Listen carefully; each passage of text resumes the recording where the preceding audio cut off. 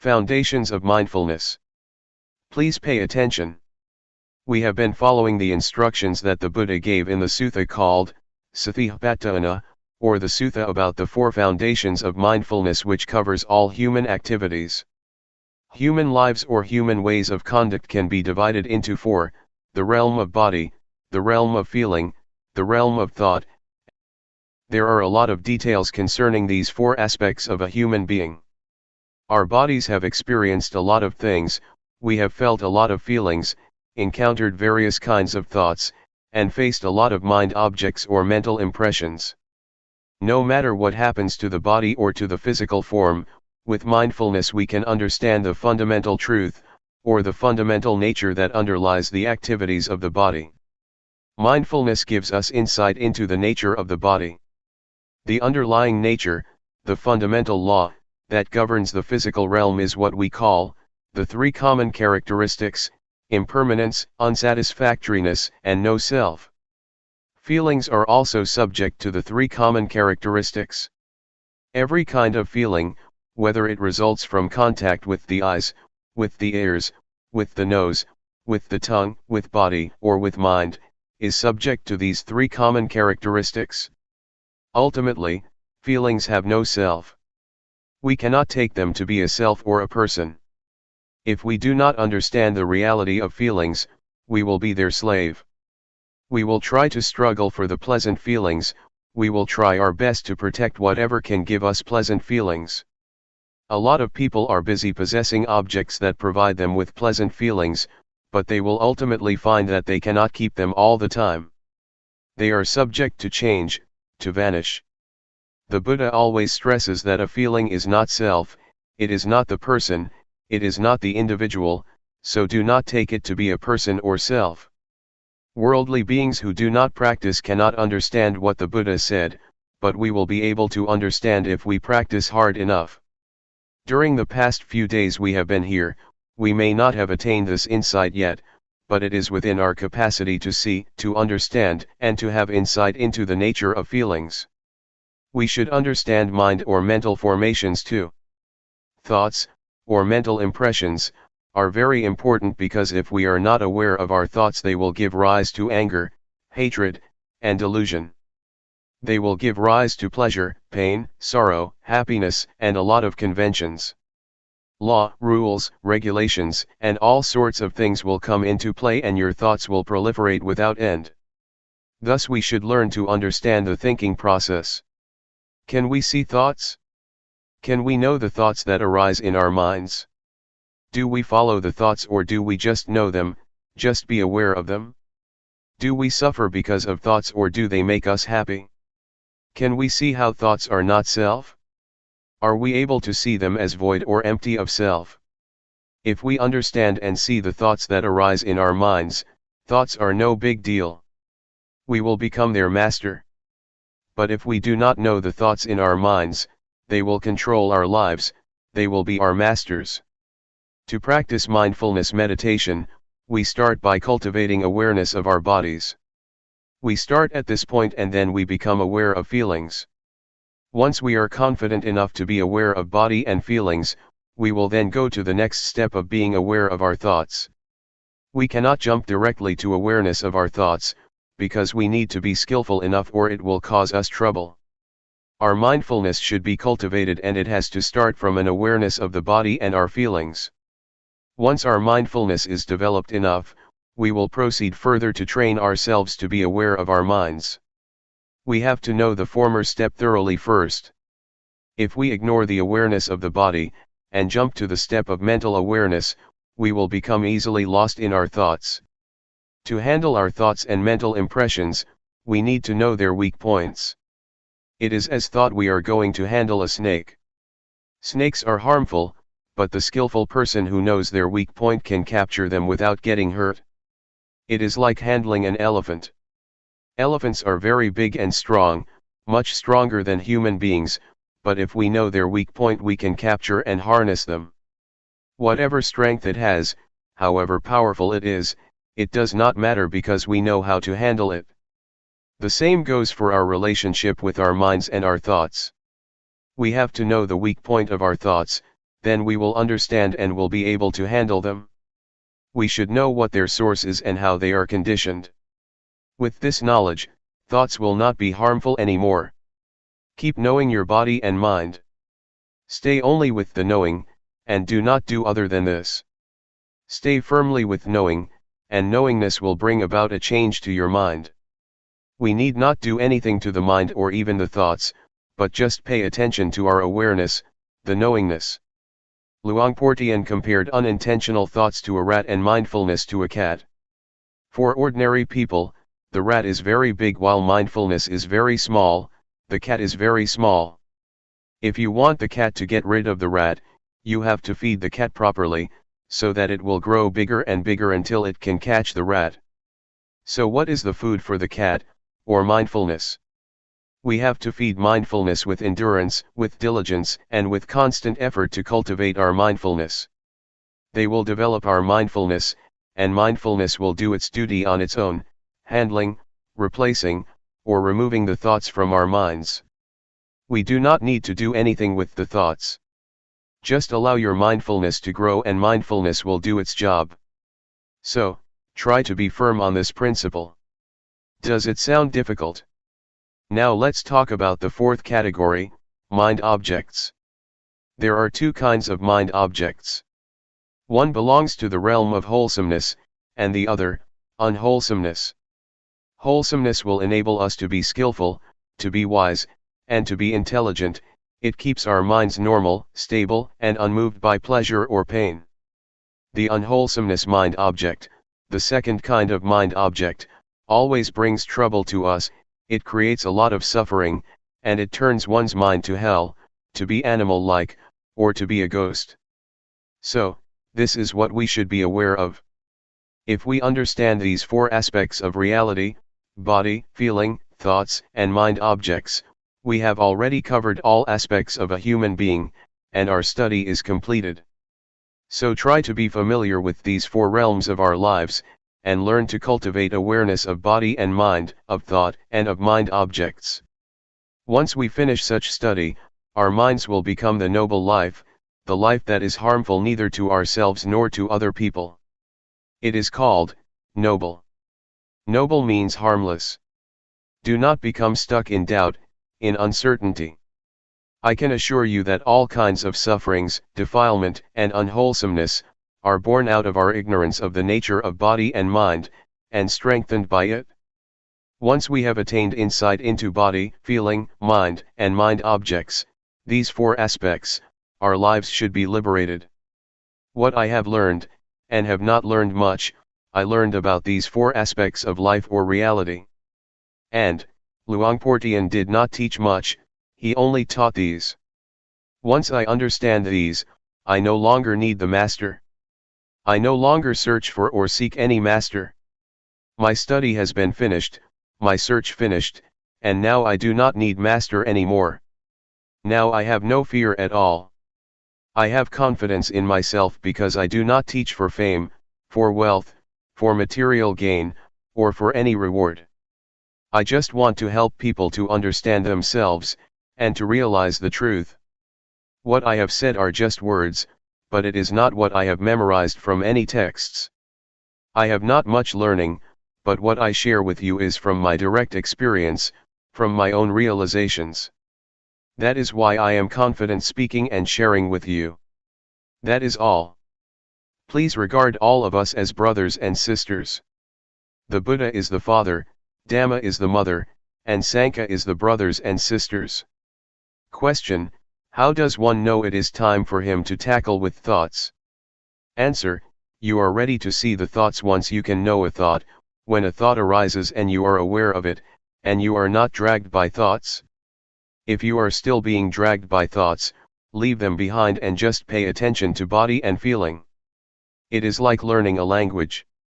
In the beginning, we have to learn from a teacher, and the teacher has to start from A, B, C, D.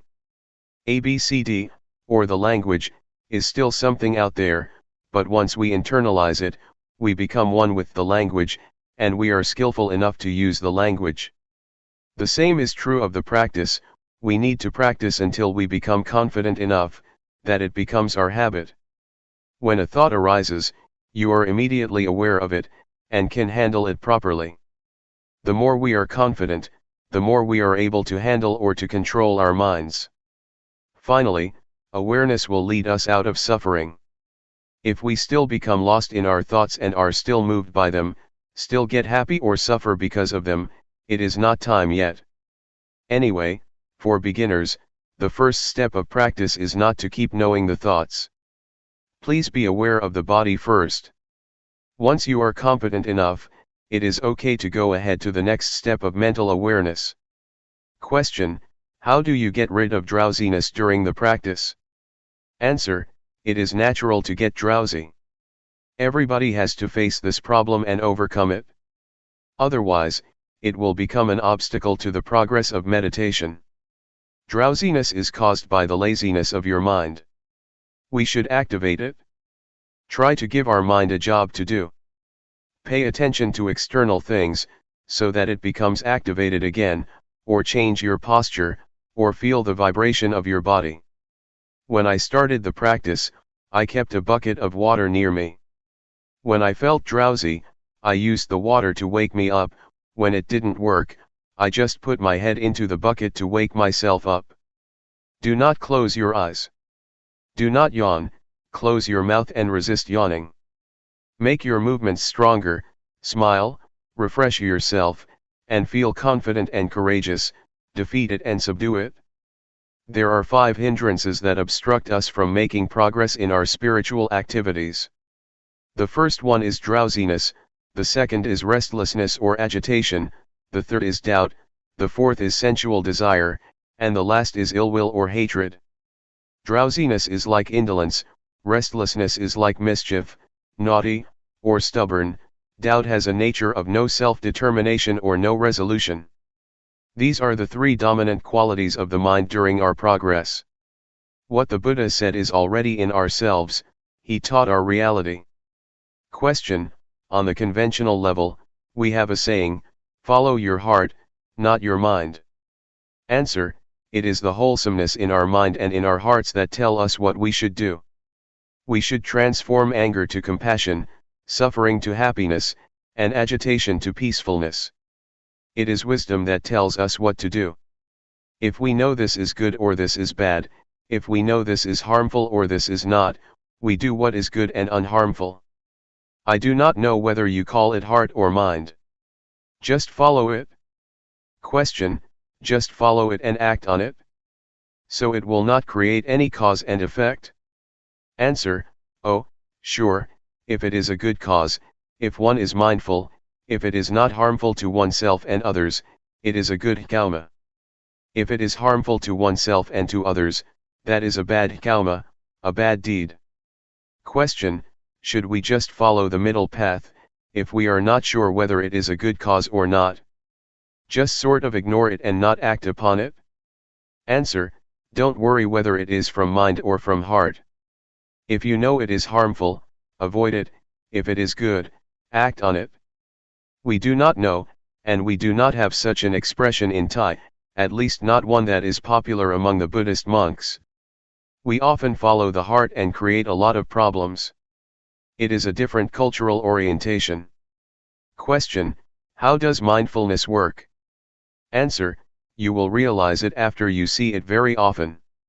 You will realize, oh, it is like this. It is a matter of how frequently you see it. Avoid thinking, analyzing, or reasoning. Watch your body until your mindfulness is developed enough, and your mindfulness will be like a fire alarm, a smoke detector. The smoke detector never watches or keeps looking for smoke, but once it detects even a small amount of smoke, the alarm goes off. Mindfulness is like that. You will be aware of even a small portion of thought that arises automatically, without intention. So allow mindfulness to work on its own, do not order it or command it. Mindfulness works like that. Question: can you comment on psychic power, miracle, or New Age?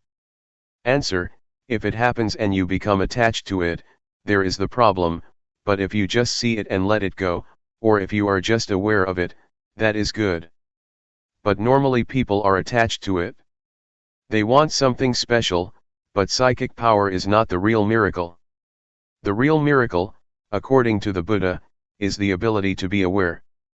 When you sit and know that you are sitting, that is the supreme miracle according to the Buddha.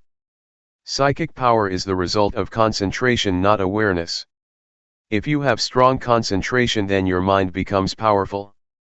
Monks or people who practice mindfulness meditation seldom attain this power, but it is a shortcut to enlightenment, because you are unlikely to be distracted by psychic power, so you go ahead. Otherwise, you see flowers, you see shopping centers, you make visits, and then progress is delayed, but the delay is enjoyable. As for New Age, do not pay attention to things out there. They are just technology. If you enjoy technology, such as computers, it may seem like progress to you and you may enjoy spending whole day with the computer. You are better in terms of power over technology, but you are not any wiser than other people. Technomania, the same mentality for those who are interested in psychic power in Buddhism, leads to suffering. June 13, 1997. Lifetime practice. We have already studied the sacred Buddhist texts, especially the text on the four foundations of mindfulness. We practice through our experience, which is in reality the sacred text that is already in ourselves. With our practice, we have investigated into the text which is the experience in ourselves. We have investigated or trained ourselves to be aware of body, feeling, mind, or thoughts, and mind objects, the key points in this sacred Buddhist text. How can we see them? We see these four phenomena through mindfulness. With mindfulness, we are able to understand the reality of these four aspects. We have to cultivate mindfulness or awareness in order to see these four aspects of reality, otherwise, we cannot have understanding. We cannot know body, feeling, thoughts, and mind objects with intellect, nor through reasoning or analytical mind. The only way is to realize, to experience ourselves, then the realization will arise. We have explored the realms of the body, feelings, mind, and mind objects. In fact, there are many details in the realms of body, feeling, thoughts, and mind objects. The more we practice, the more we experience the reality of these four realms, the more we are familiar with the sacred Buddhist text. Keep trying. Keep practicing, so that you will be familiar with awareness, and gain an understanding of the nature of body and mind, of the condition of body, and of the activities of body and mind. You will achieve insight into body and mind, and will have a thorough understanding of body and mind. If you reach that point, you will have already finished the study of this text, this sutra, and you will be able to handle feelings properly. Feelings are everywhere, but I would like you to be stable like stones. Stones are here, stones are there, stones are everywhere, in Thailand, and in America. Stones are the symbol of stability, of constancy, of normality. So, if you handle feelings properly, and know not to be moved by whatever feeling it may be, or whatever feeling you may experience, your mind will be normal and constant, not getting high or low because of feelings, pleasant or unpleasant. If we do not know the nature of feelings clearly, we are going to be their servants. We will run after feelings, struggles for pleasant feelings and run away from unpleasant ones. Feelings, especially pleasant feelings, can lead to war. They bring a lot of consequences. Our lives will be dependent on pursuing pleasant feelings. That is why suffering arises. So, please understand feelings properly. Everyone has body and mind, and we have to stay with body and mind. We also all share the same feelings and mental impressions. They are present in all of us. If we understand body, mind, feelings, mental impressions, and mind objects, we will understand each other, we will realize that everybody is one, the same. So this sacred text can be applied universally. The Buddha has already laid out the formula to understand human beings, to understand ourselves. So, please try to learn the sutra, this text, through our practice in cultivating awareness and mindfulness. If we know this reality thoroughly, completely, our search for the meaning of life is complete. We have already graduated, there will be no need to study anymore. We get high or low, depressed or happy, feel pleasure or pain. We are up and down because of feelings or emotions, because we take them to be substantial, to be a person. We make them personal because we do not understand the real nature of these mental impressions. Somebody may feel, during the practice, that they are tired. But if you understand mental impressions clearly, you would rather say, tiredness is present in me, not, I am tired. We do not take tiredness to be ourselves or to be a person. So please develop an observer in your mind, within yourself. Just see the feeling, acknowledge it, notice it, don't identify with it, and you will learn how to be free of it. So, keep looking into yourself, keep observing, keep seeing, and you will be free, will see, will understand its real nature. If you see it frequently, the truth of body and mind will reveal itself for us to see. Actually, the truth reveals itself at every moment, but since we do not know how to see it, we miss it. There are a lot of consequences of not understanding the truth of body and mind. Defilement, anger, hatred, delusion, selfishness, and suffering, are all results of our inability to see body and mind properly. So, it is very important to learn seeing body and mind, to be aware of body and mind. Thought, or the thinking process, influences our speech and our conduct. Thus produces a lot of consequences and affect people in various ways, from one person to another, forming chain reactions. So, simply put, thoughts can produce a lot of consequences.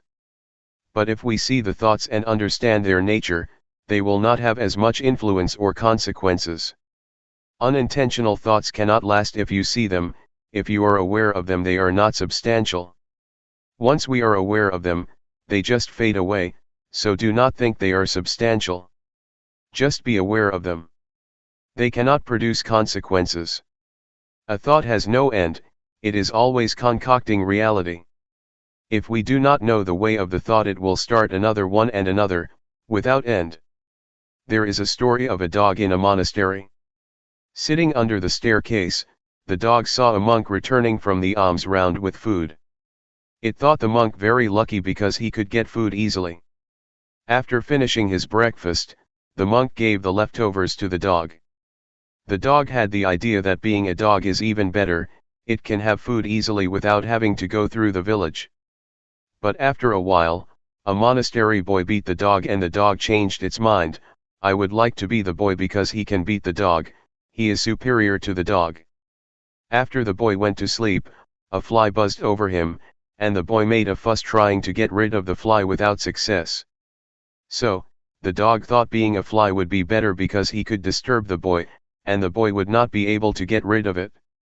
A while later, though, the fly flew to the dog's mouth, so the dog just stretched his tongue out and caught the fly. He finally realized that to be a dog is better because he could overcome the fly. This is the concocting mind, the power of compounded thinking without end.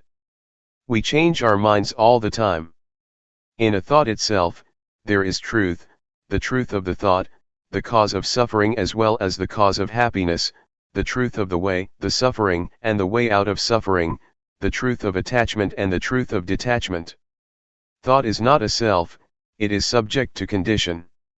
You have to understand that thoughts are created by conditional factors. They cannot exist alone. So we have to understand the conditions that produce the thoughts. All kinds of truths about suffering and the cessation of suffering can be learned, can be known within the truth itself. Truth is not a self. It is a condition. You have to understand.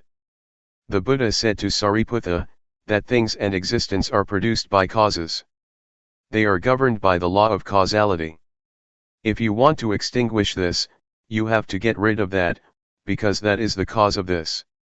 This is the law of causality, the law of dependent origination. So, if thoughts are subject to this law, they have causes and sources. If we want to get rid of an undesirable thought, we need not suppress it or eliminate it, but we should trace it back to where it came from, and then deal with it. Buddha achieved victory because he knew how to deal with the cause of suffering. So, to understand the underlying cause of thoughts, we need to develop awareness. Our awareness should be totally developed, full awareness. The way that the Buddha mentioned in many sermons, including the first sermon, was formalized and laid out in the text of the Four Foundations of Mindfulness. The way that he mentioned is important. If you follow that way, you will learn how to realize the truth properly. The nature of all existence is subject to impermanence, unsatisfactoriness, and no self. If you do not understand this, you will get high in pleasant feelings, and get low in unpleasant feelings. Life cannot always be pleasant, you will sometimes suffer. Our minds are moved up and down. But if we know all objects, all feelings, and do not take them to be substantial, do not identify ourselves with them, they can neither harm us nor disturb our minds. This is what I would like to stress. The retreat is not over as long as we have breath or are alive. We need to practice as long as body and mind exist with us. As long as we still have feelings and emotions, we need to continue our practice. To give you an idea that we are not alone, anything happens to us, noise, voice, people, sight and sound, taste and smell, from surroundings, have involved our lives. We have to learn to deal with all sorts of things properly, so that we will not suffer. June 14, 1997. Buddhist meditation in a nutshell. I would like to talk about the problems of meditation. They are problems that we all share: drowsiness, pain, tiredness, and exhaustion. These problems are quite normal for the practitioner. We have all experienced the same kind of problems. The only duty we have is to be mindful in every moment and in every situation. Whether you are drowsy, tired, or feel pain, try to be mindful in that situation, meaning you are not disturbed by these problems. Do not regard them as obstacles, but take them as experiences that enrich your practice. Because skillful practitioners have to learn how to deal with various kinds of experiences. Do not try to find answers in the intellect or in your brain, or try to investigate into the thoughts, or make reasons for what you have experienced. Just feel. Just stay aware. The practice of awareness will bring you insight or wisdom. It is the wisdom that is not the result of intellect or rationalization, but of repeated practice. This kind of wisdom enables you to understand the nature of reality. And the practitioner who concentrates on this kind of practice, will obtain wisdom in return. This is what we call wisdom resulting from practice, not from intellect or from memorization. There are 4 kinds of objects that you should be aware of. The first is the body. The second is the feeling or sensation: coldness, heat, happiness, suffering. These are all in the realm of sensation. The third is thoughts, and the fourth kind of object is what we call mind objects.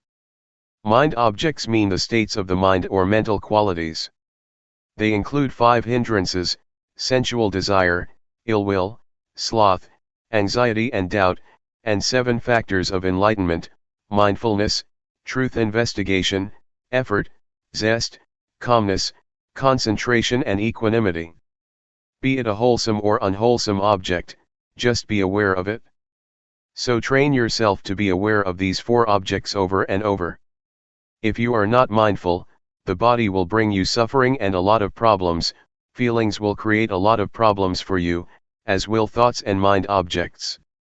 So, it is crucial for us to be mindful with respect to body, feelings, mind, and the mind object. And this will give you insight. The more you are aware, the closer you are to insight. That is why we call this practice insight meditation, the meditation that brings you insight. The first level of the enlightened one is called Sotapanna. It means one who has entered the stream of enlightenment. The first level of the enlightened one is one who is free from or lets go of the first three fetters. The first one is a false view of person or false view of self. It means the view that this body belongs to me. This body is me, this body is myself. You take this body as me or mine, or take me as being in the body, or take body as being in myself. You take this body as substantial. But, if you attain insight into body and mind from this method of meditation, you can liberate yourself from this false view of self. The second fetter is uncertainty, skeptical doubt. Once you have realized the true nature of body and mind, you achieve insight or wisdom, and you have no doubts about the practice or about the proper way of meditating. The third fetter is attachment to form, to rituals, to legalities, or to the rules. This practice is good, is correct, that practice is not good, not correct. This rule is okay, that rule is not okay. This etiquette is good, that etiquette is bad. These are what we call attachment to the rules and rituals. If we see the true nature of all things clearly and achieve insight of the true nature of all things, we will be able to go beyond this concept of right or wrong. The objective of insight meditation is not to gain psychic power of telepathy, to penetrate anyone's mind, to fly in the air, or to go underground. Those are not the objects of meditation. The objective of Buddhist meditation is to have total awareness of body, of feelings, of mind, and of mind objects. Such awareness will give rise to insight. The first step of insight is the insight into body and mind. With this insight you know without doubt what body is, what mind is, what the nature of body is, what the nature of mind is, what the disease of body is, what the disease of mind is, what causes suffering to the body, what causes suffering to the mind. This is the insight into body and mind. And once you achieve this insight, your practice will go on to the next step of the practice, learning to be aware of thoughts. In the beginning, as I suggested a few days ago, you should just be aware of your body. Do not mind your thoughts. Just leave whatever thoughts arise behind. But once you get insight into body and mind, you have to practice the second stage of being aware of your thoughts. Yet, to be aware of your thoughts does not mean that you have to investigate them. Just see them, register them, and then turn your attention to the practice of body movement. Do not bargain or negotiate with your thoughts, not try to find the motive or reason behind them, do not ask yourself why you have such thoughts, why your thoughts are unwholesome. Not at all. Just be aware of them and come back to the practice.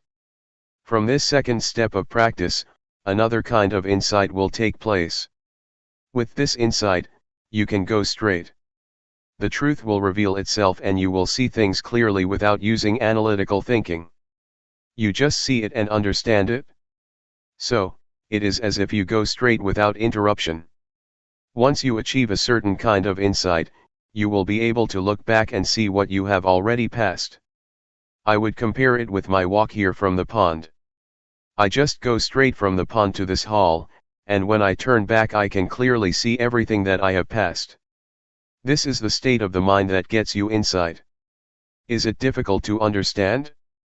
This practice which develops mindfulness, is the practice that includes all kinds of training. In Buddhism we have three kinds of training, we call it threefold training, training in higher morality, training in higher concentration, training in higher wisdom. With this practice you will go through the threefold training because with mindfulness you observe morality, mindfulness also gives rise to concentration, and later wisdom arises from the practice. Once you achieve the insight that I mentioned, you will have no doubts about evil or goodness, and you will have no doubt about religion, what Buddhism is. You will have no doubts because it is clear to you, and there is no need to ask yourself what you have achieved. It is as if you take breakfast or lunch. Once you are full, you know you are full. You do not need more food. It is a realization nobody needs to confirm for you. You can confirm it for yourself. It is all right or good for you to experience drowsiness, frustration, and anxiety, because they help you learn. They come for you to see them, and the more you see them the more you will understand, just as the more often I see you the more I know you. I cannot mistake anybody for you. Once these mental qualities appear to you, do not be lost in them. Try to see them, do not identify with them, but see them, observe them. And the more you see them, the less likely they are to disturb you. They will gradually fade away. July 8, 1997. Insight Meditation. It's time to give a talk to complement your practice. We are practicing meditation to develop mindfulness, according to the system that the Buddha developed. This system of practice was not invented by Luangpor Teean or by anybody else, but was developed thousands of years ago by the Buddha. It is called insight meditation or Vipassana meditation. It is different from the calmness meditation, that was developed even before the time of the Buddha. The primary aim is to develop insight through mindfulness. The mindfulness that we experience or have already developed, is the same mindfulness that the Buddha experienced. And the body that we are going to be aware of, is not different from the one that the Buddha used as an object of meditation. The feelings or the sensations that we need to be aware of are also the same that the Buddha meditated on. And all the hindrances that we encounter, be it anxiety, uncertainty, indolence, anger or sensual desire, are also the same that the Buddha faced and overcame. So, what we do is not far from what the Buddha did or experienced. There are two objects that we have to be aware of, body and mind. That which moves is body. The hand's movement is the body's movement. That which receives sense impressions or that which think is the mind. The primary objective is to enable us to be aware of the body in the beginning. This practice enables us to be aware of every moment, every movement we make, either in our daily lives or in the formal practice as we are doing now. Sometimes we take this body as mine. We take our thoughts to be my thoughts, to be myself, or to belong to myself. These are misperceptions, or false views. We should take the body as body, mind as the mind, and nothing beyond that. The body follows the laws of nature. It has its own nature. The body is also subject to change. It has feelings. Do not take feelings or physical sensations as self or as substantial. They are just the condition of the body, just the feeling of the body. The same applies to the mind. There are many kinds of mental states: anger, drowsiness, anxiety, happiness, suffering, etc. These are not the real nature of the mind. They are just the activities of the mind or the conditions of the mind. The nature of the mind itself is peaceful and radiant. Again, do not take the negative emotions as the nature of mind. They are just the conditions of the mind. Please differentiate between these two aspects, nature and conditions or activities. If you have this understanding, the understanding of the nature and conditions of body and mind, you have already achieved insight into the reality of body and mind. When we develop mindfulness, it enables us to see and to be aware of body as body, feeling as feeling, mind as mind, and do not take them to be selves, to be ourselves, to be me, or to be mine. When anger, anxiety, or suffering arises, please see them as they really are. Recognize that suffering is present in me, but I am not suffering. Anger is present in me, but I am not angry. Drowsiness arises in me, but I am not drowsy. Try to see or to be aware like this. Do not take any emotion as yourself or belonging to you. Just take it or see it as it is. That is the proper attitude to have. When you practice mindfulness to a certain point, you will have this insight into body and mind, and the truth of body and mind will reveal itself. What is the nature of body? What is the nature of mind? What is the suffering of body? What is the suffering of mind? What is the cause of physical suffering? What is the cause of mental suffering? These are the truths that will reveal themselves when you attain a certain level of insight, and these will reduce your suffering. You have to look. You have to be aware. Then, insight will occur. If you are lost in thoughts or emotions you cannot see, cannot understand the nature of mind. If you take this body as self or as belonging to you, you will not be able to understand the real nature of your body. So please keep knowing, and being aware of whatever happens to your mind and body. Do not identify yourself with thoughts, feelings, or emotions. Just see them. When you are aware, you will realize that the mind is impermanent, it is subject to suffering and it is not self. The same goes for the body. The body is impermanent, it is subject to suffering and it is not self. These are the insights, the results of awareness. Can you understand? The noise disturbs us but sound is just sound. Do not bother with it. Don't be disturbed by noise. Just accept it. That's the way it is. Do not let it have an effect on you. The state of awareness is very important. It is the path. It is the fundamental of holy life. It is the whole of the training. In Buddhism we have three aspects of training, or threefold training: training in higher morality, sila; training in higher concentration, samadhi; training in higher wisdom, panya. If you practice mindfulness, you have already undergone this threefold training. Awareness enables you to be free from thoughts, free from mental states. It enables you to let go of these elements. And if you achieve the full awareness you will be free from birth, aging, sickness, and death. You will no longer be disturbed by them. Mindfulness is the instrument to get rid of attachment, to let go of attachment, attachment to body or form, attachment to feelings, attachment to perceptions, attachment to mental volition, or attachment to consciousness. These 5 kinds of attachment, or attachment of 5 aggregates, will be dissolved by the power of awareness. The Buddha once said that attachment to the 5 aggregates, form, feeling, perception, mental volition, and consciousness, is suffering. It is the cause of suffering. So if you are able to let go of the attachment to the 5 aggregates, suffering cannot exist. That's why the Buddha calls it the supreme victory, the victory of letting go of these attachments. For this to be possible, you need to have full awareness, total mindfulness, which will enable you to see the way things really are, and to understand the nature and the conditions of things. The nature of things is impermanent, unsatisfactory, and no self.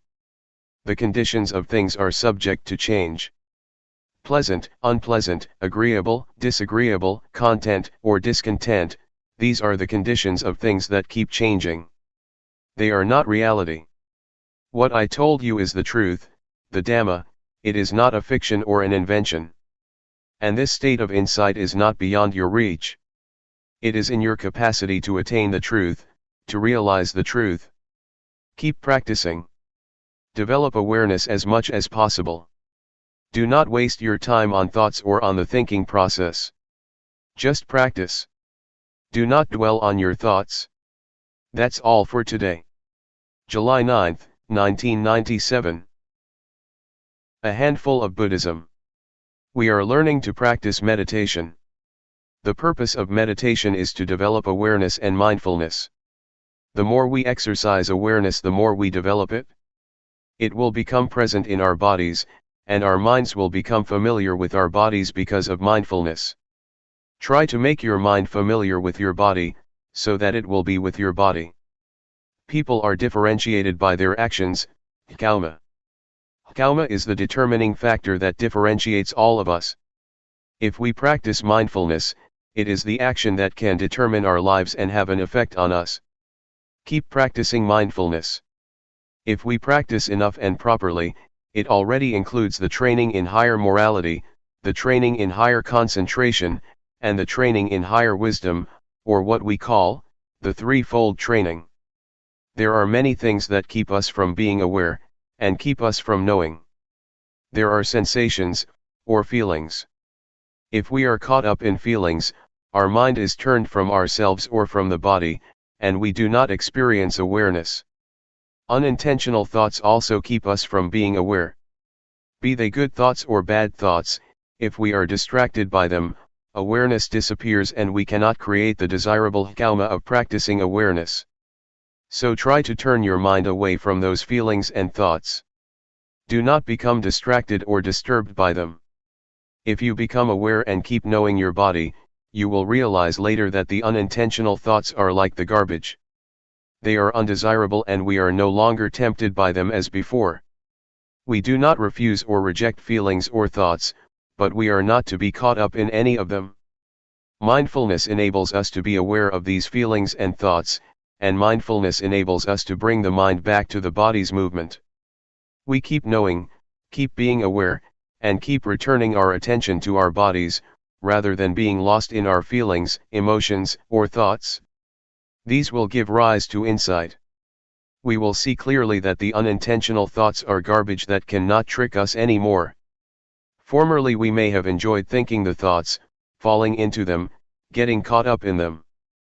But once we see them as garbage, we feel ashamed of ourselves, and we no longer want to bother with them. This is the insight that you can achieve from thoughts themselves. They give you this lesson.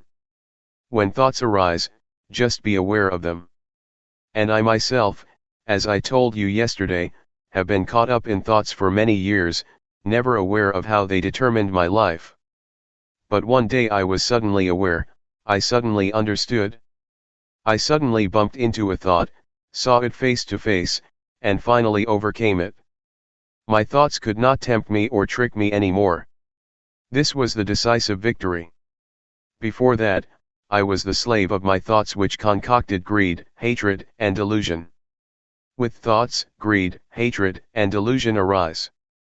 A lot of thoughts become the consequence of those defilements. Once I understood and saw the thought clearly, I became its master. The thoughts cannot be my master anymore. This is the insight, the result of accumulated awareness. The four categories, body, feelings, mind or thoughts, and mind objects, keep coming into our lives. We experience all of them.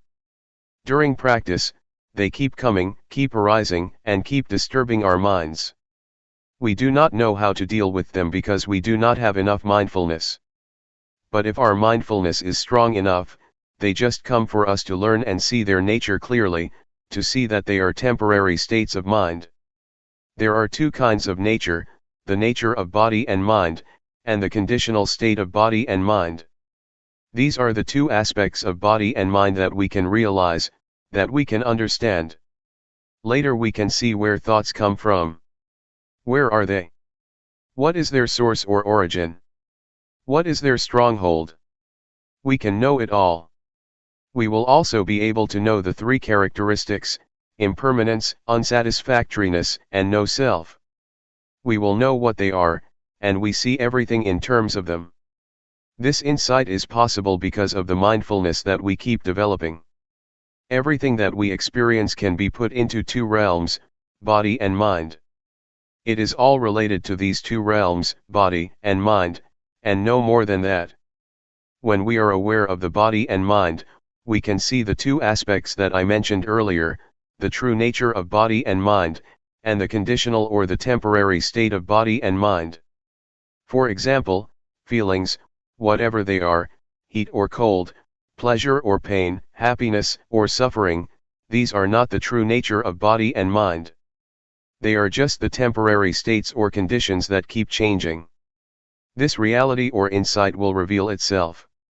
These are the insights that keep coming to the mind. Be attentive to your practice. Do not bother with the practice of other people, looking to see how they practice, or how long they practice, or how well they practice.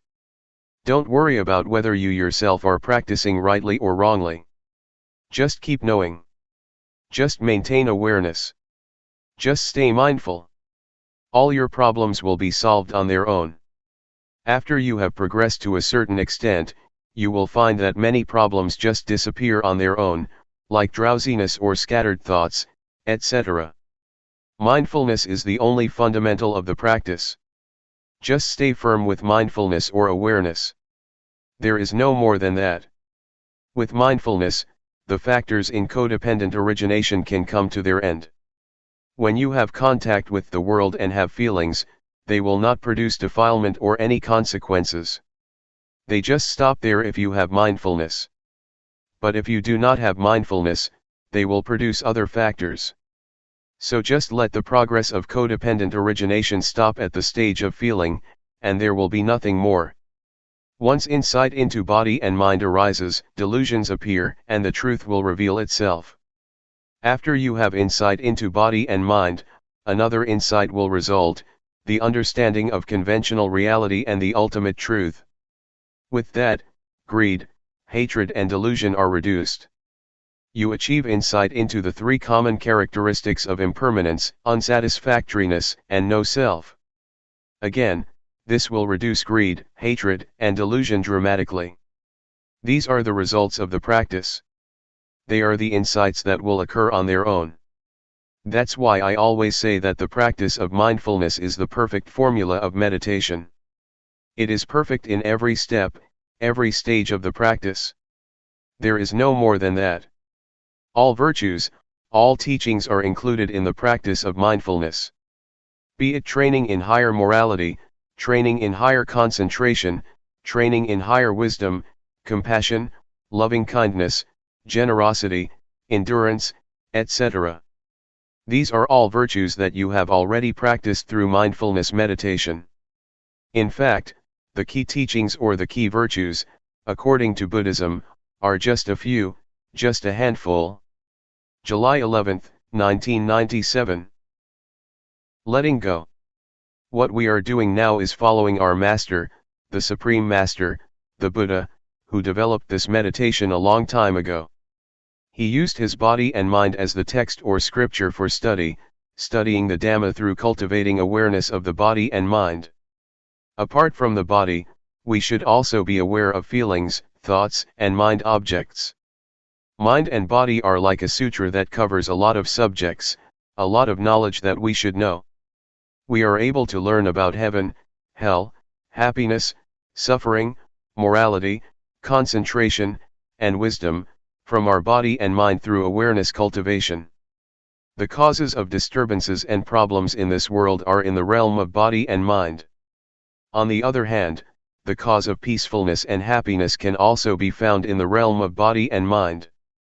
I need not explain more about this, but I would like to talk about the practice. The practice can be done by cultivating awareness of the body. Please try whatever techniques that can be used for awareness cultivation. Actually, what Luangpor Teean taught is very up-to-date, never obsolete, very modernized, and suitable for the modern age. This method is a universal one because everybody has body and mind. All of us have the same properties, regardless of nationality, language, race, gender, etc. We all have the same properties of body and mind. Just try to breathe in and breathe out with awareness. When you breathe in, be aware of that in-breath, when you breathe out, be aware of that out-breath. And we will become one. Breathe in and breathe out. Let's try breathing in and breathing out. If we have awareness, all of us will become one. Otherwise, we are different people, behaving differently in our own way. Awareness, mindfulness, or the breath, are all things we already have, so they are not difficult to practice. The awareness of breath and the awareness of the body's movement are the same. So how can we achieve awareness? Nothing can keep us from cultivating awareness. The only factor is ourselves. If we practice, awareness can be developed, it depends on us. We have already done many things, chantings, devotions, offerings, performing merits, studying scriptures, etc. Another thing that we should do is practice meditation. What Zhuangyan Monastery has done is to follow the path of the Buddha, encouraging people to practice meditation. Although not many people are interested, it is a good activity. Other Buddhist practices such as offering food to the monks, offering materials to the temples, observing the precepts, or studying the texts, are not lacking in society. What we lack is awareness. We have problems regarding the body and mind. We suffer because of body and mind. greed, hatred, and delusion arise because we do not know how to deal with body and mind properly. For example, delusion occurs when the eyes or ears make contact with a sight or sound, and we are not aware. When you have awareness, forgetfulness and delusion just disappear. They are opposites. When awareness arises, the forgetfulness cannot stand. It just disappears. I would like to ask all of us, which, up till now in our lives, has been more powerful, awareness or forgetfulness? It is not difficult for awareness to arise if we start counting on ourselves. Buddhism starts from the individual, transforming the individual first. You need not change the environment or to ask the environment to change at the outset. So if you keep cultivating awareness, you will find the answers to your problems by yourself. The truth about body and mind will no longer exist. I would like to speak briefly for your benefit. We need to let go of everything regarding the mind. Regarding the body, we should learn how to reduce physical suffering and treat it properly. In other words, mental suffering can be reduced by letting go, but physical or bodily suffering has to be reduced by treatment. For instance, when it is hot you have to stay in the shelter and so on, because it is the physical suffering, but if it is mental suffering, you have to let it go. I would just like to encourage you to practice. This temple is a suitable place for teaching and practicing meditation. I like this place very much. We can practice or walk without mosquitoes.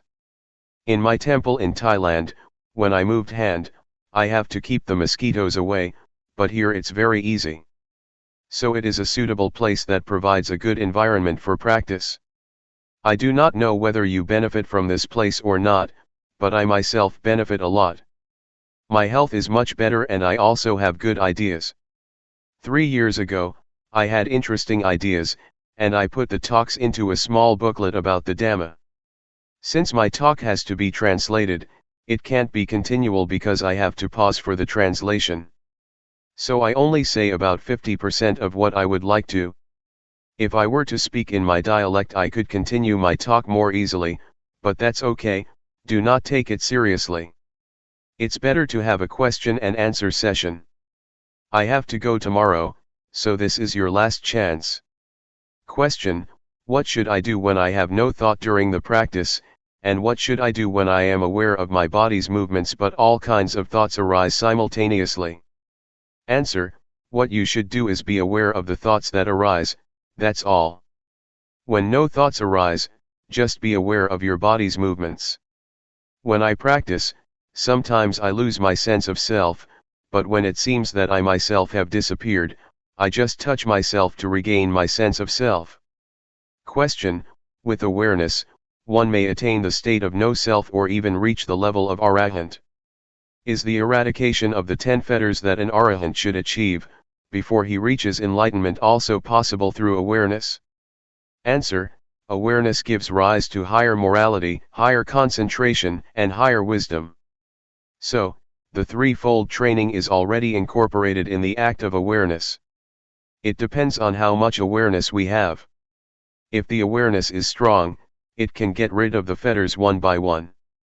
So it depends on how strong the awareness is. The more powerful it is, the more likely it is that it can overcome or dissolve the fetters. Question: how do we enhance the changing conditions of our bodies and minds with awareness during our practice? For instance, what do we do if the mind becomes neutral? Answer: a neutral state of the mind means that the mind is ready to be happy or suffer. Just be aware of that neutral state. If it transforms into a pleasant feeling, just be aware of it. If it becomes an unpleasant feeling, just be aware of it. At the same time, if there is no thought, just recognize that there is no thought. When a thought arises, just be aware of it. You need not do anything with your mind or make it move from that state. Just practice and be aware of your body's movements, that's all. Question: is there any difference between the awareness that we are developing, and the awareness of the Buddha? Answer: they are the same. If you develop awareness to a certain point, your mind will be at the level of sustained observance, constant awareness. It is a sustained awareness, Keep seeing and keep knowing all the time.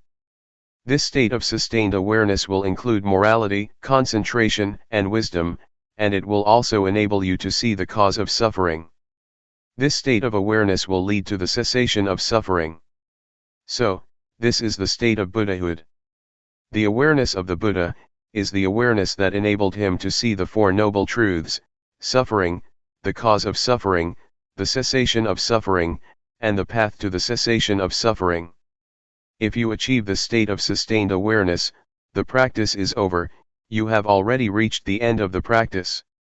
I would like to encourage you to practice and train yourself to deal with mind and body properly. For example, when anger arises in your mind, just know it. Just be aware of it. Do not become lost in it or identify with it. The same applies to sufferings and even happiness. Just see it, be aware of it, do not get caught up in it. This will enable you to transcend the world. You will still live in the world and interact with people, but you will be above the influence of the world. Question: is it alright to use wisdom to penetrate greed that comes on very strong and repeatedly, instead of just being aware of it as Luangpor suggested? Answer: it is alright for you to penetrate it like that. In fact, awareness itself can be transformed into an act of penetration. If you penetrate, you can see how impermanent, unsatisfactory, and selfless greed is. Yes, it is alright. Greed is the desire to have more. If you work and get $7 an hour, you want more, $10 or $15. That is greed. But if you work and get money in return, say $7, and just concentrate on the work you do, that is not greed. Greed is a desire that arises in the mind, not the act of working to earn your living. July 12, 1997. An outline of the insight. I am just repeating an old story, because this is the old path that the Buddha walked a long time ago. It is the single path, the supreme path, that we should walk for our well-being.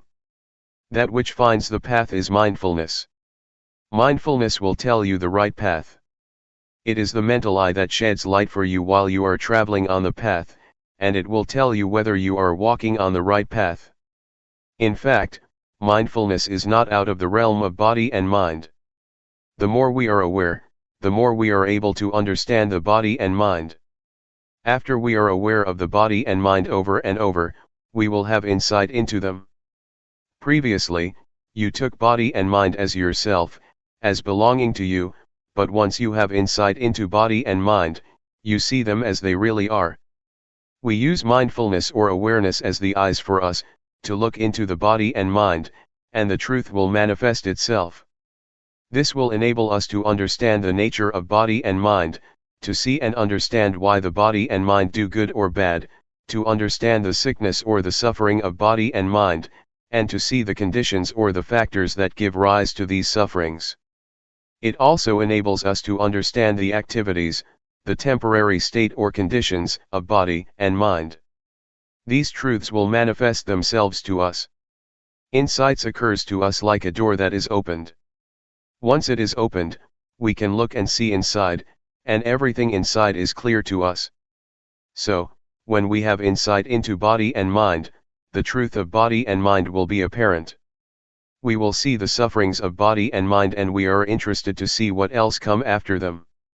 We keep seeing, and keep knowing the truth regarding body and mind, step by step. The truth just goes, and we just follow it as it opens or manifests itself to us one by one. It is like when we study and have an understanding of the subject, the understanding keeps increasing because one leads to another. Insight is like that, it expresses or manifests itself, and we just follow it. Our body is not ours.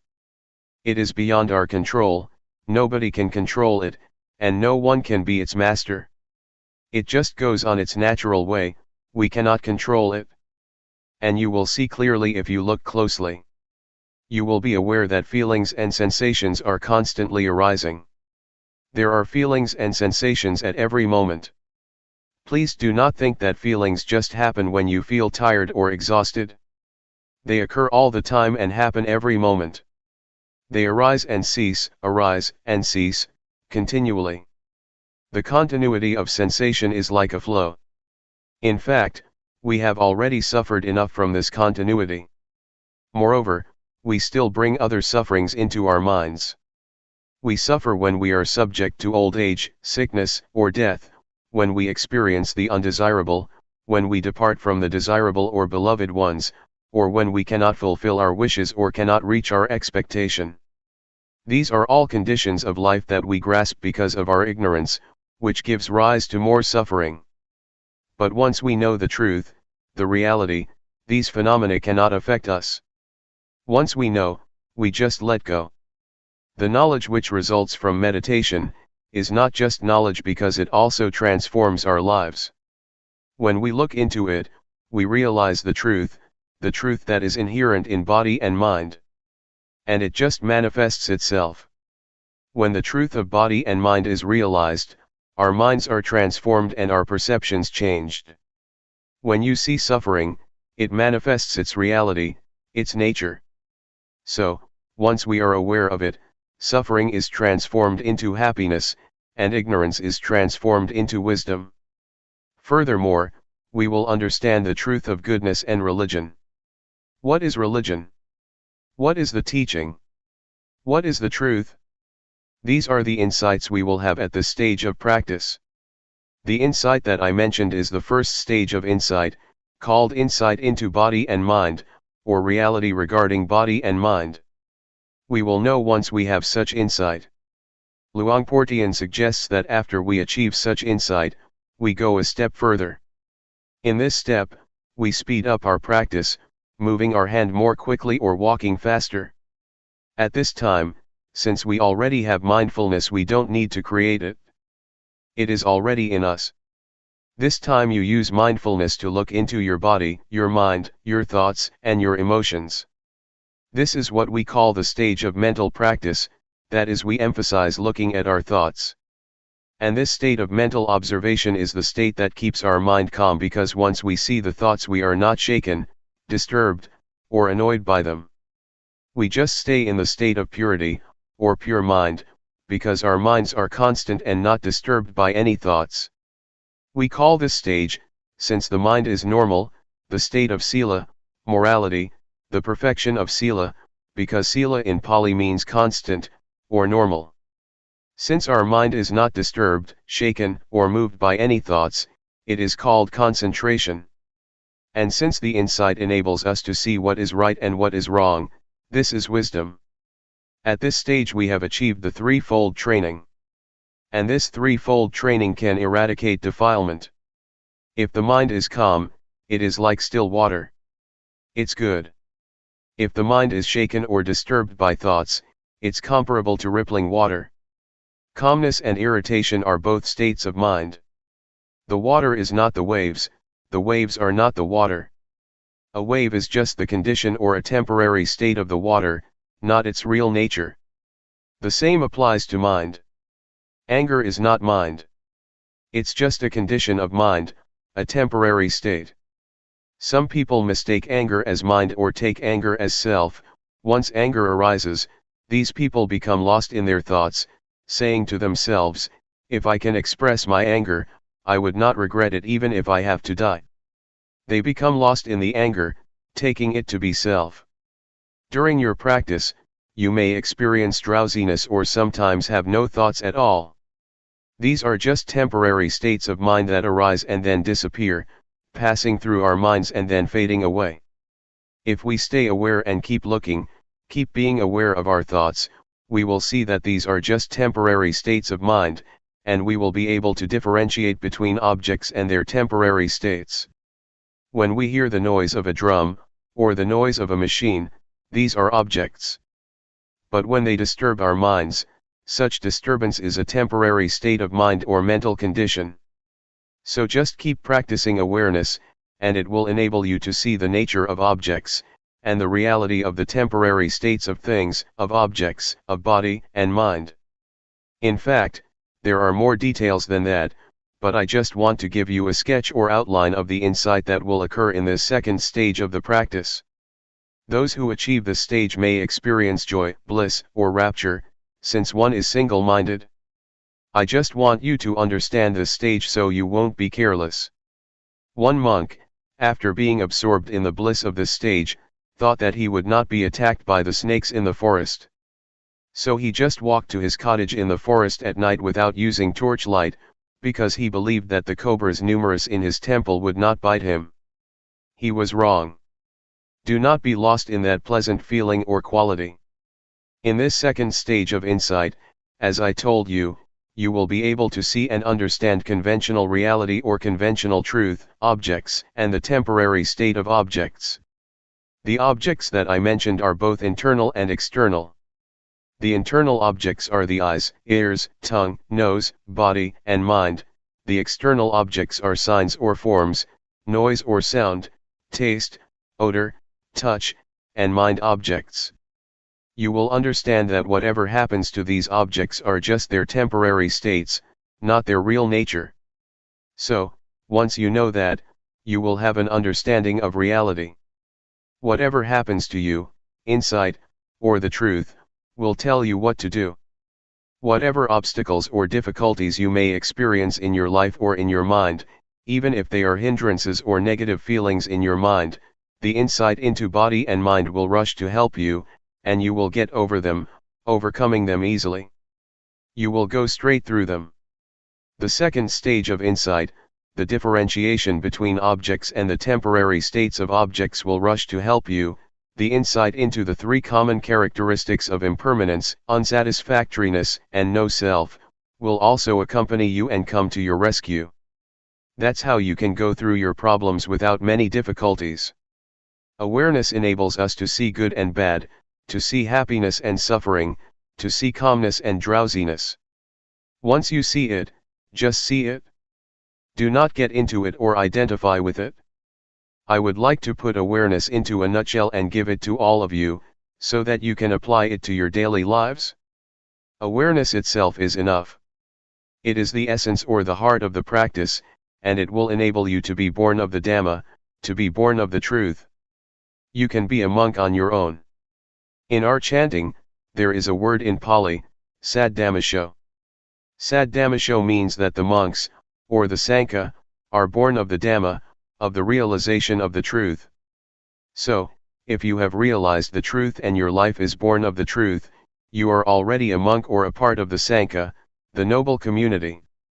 Awareness is the only fundamental for the practice that we can rely upon. In the beginning, we start our practice with mindfulness. In the middle or in the process, we depend on mindfulness or awareness. In the end, the goal or the destination is still mindfulness. So, mindfulness is not only the path but also the goal. Mindfulness shows us the path, the proper path, to live our lives. And this enables our minds to be transformed, or born of the Dhamma.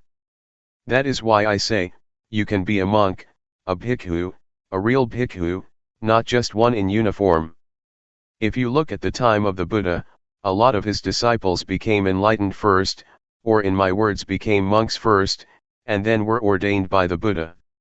Almost half of the great disciples of the Buddha attained enlightenment before receiving ordination. That's why I said that we can be monks if our minds are born of Dhamma, or if our minds are supported or sustained by Dhamma. You need not have a robe like me to be a monk or a bhikkhu. It is normal that awareness at this stage can be regressive. But once you arrive at a certain stage, it will stay unchanged. At this stage, you have to continue your training until you arrive at the stage where you need not train yourself anymore. Asakha means the state of mind that requires no further training. Those who arrive at the state of asakha, the state of mind that requires no more training, have reached the state of arahant. What Luangpor is chanting are the verses that the Buddha preached to his mother in heaven. That's all for now. I would like to say goodbye to all of you. July 13, 1997. Spiritual Tips for Meditators. Part 2. By Propizan Vizalo. Means and Ends of Meditation.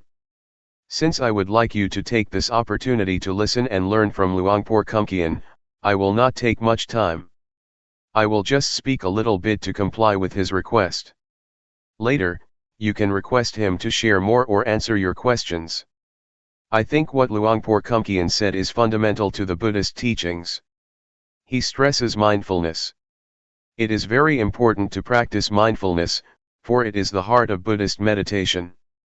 When speaking about meditation, we have to bear in mind that there are many kinds of meditation, both formal and informal.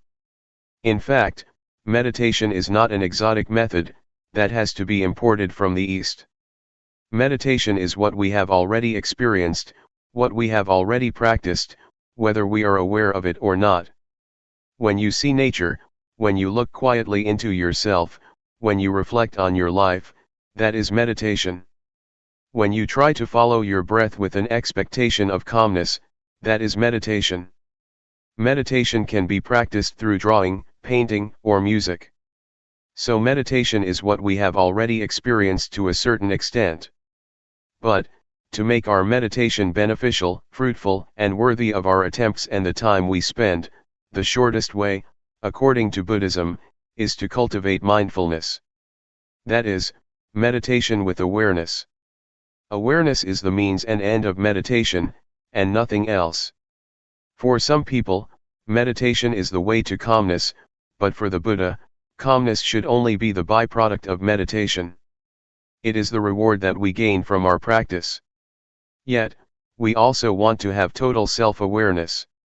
Self-awareness, or knowing oneself, is very important, as Luangpor mentioned earlier. According to the Buddha, to know oneself is to liberate our minds from suffering. We are overcome by grief or sorrow and suffer because we are not aware of ourselves. If we become aware, we can see clearly that we are carried away by greed, by anger, by anxiety. Once we become aware of ourselves, mindfulness is established. Once mindfulness is established, it is not easy for sorrow, anger, ill will, or greed to sneak into our minds. Guarding our minds with mindfulness is the secret of removing suffering. Normally, we are not aware of this truth, but if you reflect on yourself, you will realize that the best way to clear your mind from suffering is to make your mind neutral, to maintain your mind in the middle. If we let our minds be subject to feelings of being pleased or displeased, like or dislike, rejection or attachment, our minds will never experience calmness or clarity. With mindfulness, calmness and clarity are possible. So with the formal practice of the Buddha, we can learn how to cultivate mindfulness, enabling us to be free from being all sorts of fire. The Buddha speaks about fire. There are three kinds of fire that burn us at every moment, every day, every hour, every minute: the fire of greed, the fire of hatred, and the fire of ignorance.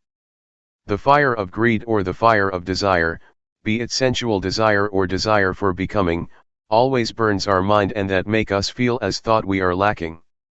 It is quite strange that the sense of lacking is prevalent in Western societies. Despite the material richness, despite the abundance, people are overwhelmed by the sense of lack. They may have a lot of things in their houses, they may have a lot of money in their bank accounts, they may have success in their careers, but people still feel that they lack something. That is why they try to gain more and more, consciously or unconsciously. Mindfulness is very effective at stimulating the knowing element in our minds, the conscious element in our minds. It not only helps us to be awake but also brings calmness, which leads to clarity. And once our minds become clear, insight into the nature of mind is possible. That is why mindfulness is very important. June 8, 1997. The art of meditation. You may have noticed the relationship between body and mind during your practice. They affect each other and we should make the best of them for our practice. You may have observed that when you are upset or mentally tense, your breath may become shallow or you may have chest or leg pain. If you understand this relationship, you can learn how to relax your mind by controlling certain parts of your body. For example, breathing deeply can help you relax. If you want to gain or to attain a desirable of mind, you cannot force the mind directly, but you can condition it by making your body more conducive to the state of mind. The mind is uncontrollable, but it can be conditioned indirectly, by either the body or external surroundings. For example, if you are in this room, you may feel drowsy, but if you go outside, you are refreshed because of the open air, the open space. The drowsiness disappears. That is the relationship between external surroundings and the mind. Use this knowledge of the relationship to the benefit of your mind. If you sit upright during sitting meditation, for example, it is easier for the mind to collect, to concentrate, and to be calm, but if you lean against a wall, you may be sleeping. If you feel very tense, lying down will be helpful, but if you feel normal, lying down will make you sleepy. This is the relationship between body and mind. Please learn how to take advantage of this relationship to improve your practice. During walking meditation, for example, if you feel distracted or your mind becomes busy and wanders without end, walking more slowly can slow your mind. Your mind will be less distracted. The speed of your walk can affect your mind. If you feel tense because of your inward attitude, your mind turns to look inward, stopping the thinking process. In this case, walking faster can help to release the tension. The position of your head also affects your mind. As I told you a few days ago, if you lower your head too much, tension tends to arise because your mind is turning inward. But, if you walk and have an indefinite gaze outward, your mind wanders easily and can be easily distracted. So, positioning your head appropriately will moderate your mind. You have to find the speed that is appropriate for you, not too fast, not too slow. This is an art. Meditation becomes an art because you have to find the balance on your own. If you walk too slowly, your mind becomes tense because it looks inward and concentrate too much on the body and on the thinking process, so you have to speed up. There are two extremes. One is to wander a lot distractedly, and the other extreme is to take it very seriously, to push oneself very hard, trying to stop or to suppress the thought. The one just follows the thoughts, the other wants to stop the thoughts. These are the two extremes. In this practice, we neither stop nor follow the thoughts. But how? This is the point of balance. I myself have to adapt. When I feel tense in my legs, I walk slowly. If I walk any faster, I cannot get through the 7 days retreat. Normally, I do not practice the intensive retreat for the whole week, just for a whole day. The rest of the week I do it indirectly and then I may do something else. But to practice 7 days, we have to learn how to do it without being exhausted. It is like marathon walking. If you push yourself very hard at the first kilometer or on the first day, the rest of the days will be disastrous. You have to know how to save your energy so you can go through the whole retreat or marathon. There is no one standard or formula for everybody. You have to find your own way. If you feel tense, it is better for you to look far to relax. When I first practiced, I look inward so much during the first 3 weeks that I developed a lot of problems. I could not raise my hands or sleep because I tried to suppress my thoughts. I had to cure myself. To turn my mind outward, I had to look at a specific point, during my walking meditation for almost 3 weeks before I felt better. I think for me to look forward, to look far, is good in that situation, but after that I have never used the method again. Now I just look down on the floor but not too much.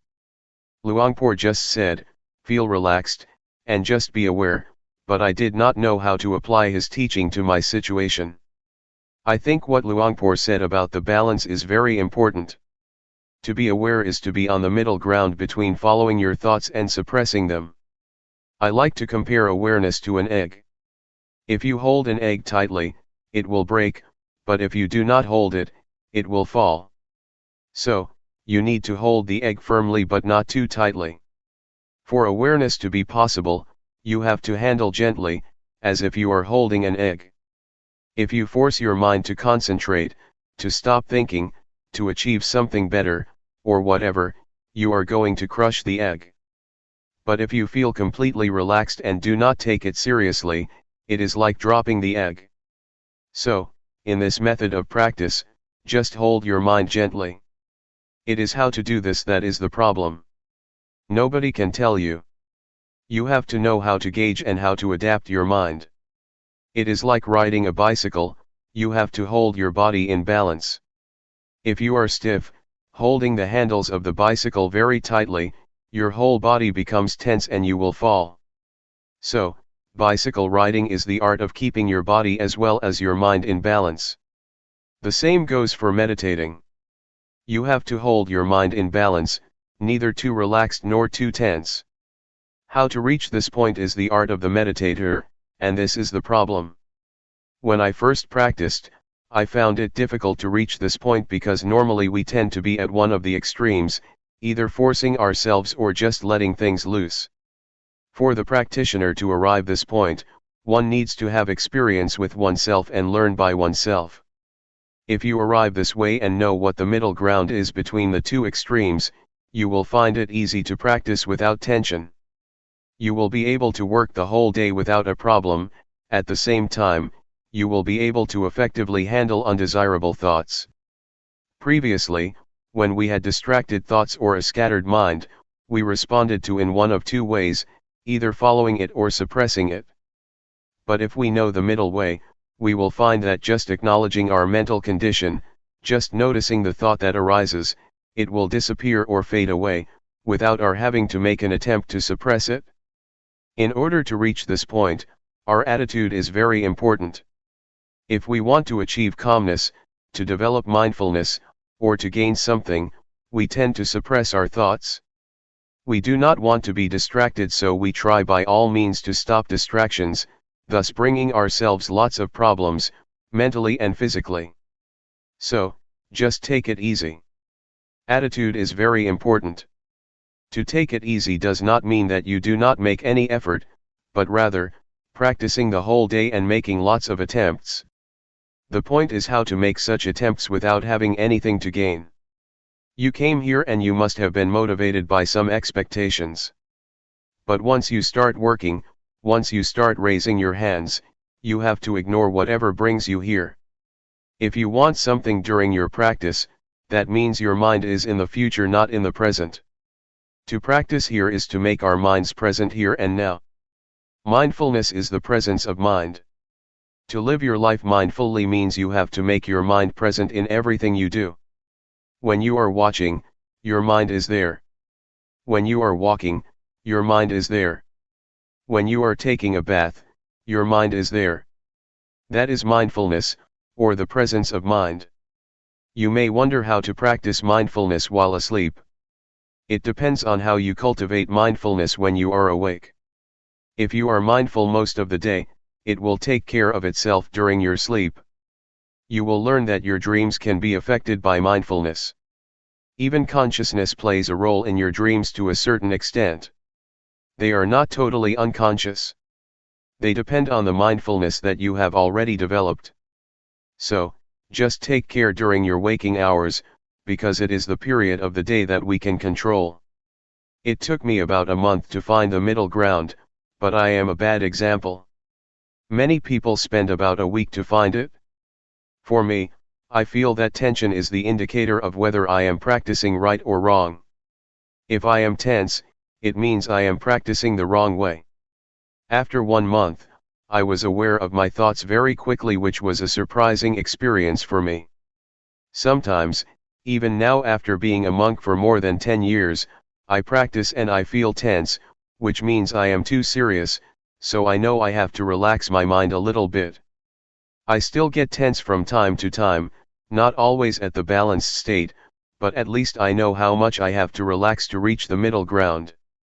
It will be a point you are familiar with. You may get tense, but when you feel relaxed to a certain point, you will know that this is the middle ground for you. You have to find it yourself. Nobody can tell you where it is. There are many indicators for us to be sure whether we have developed enough awareness or not. Sometimes one has a lot of distractions.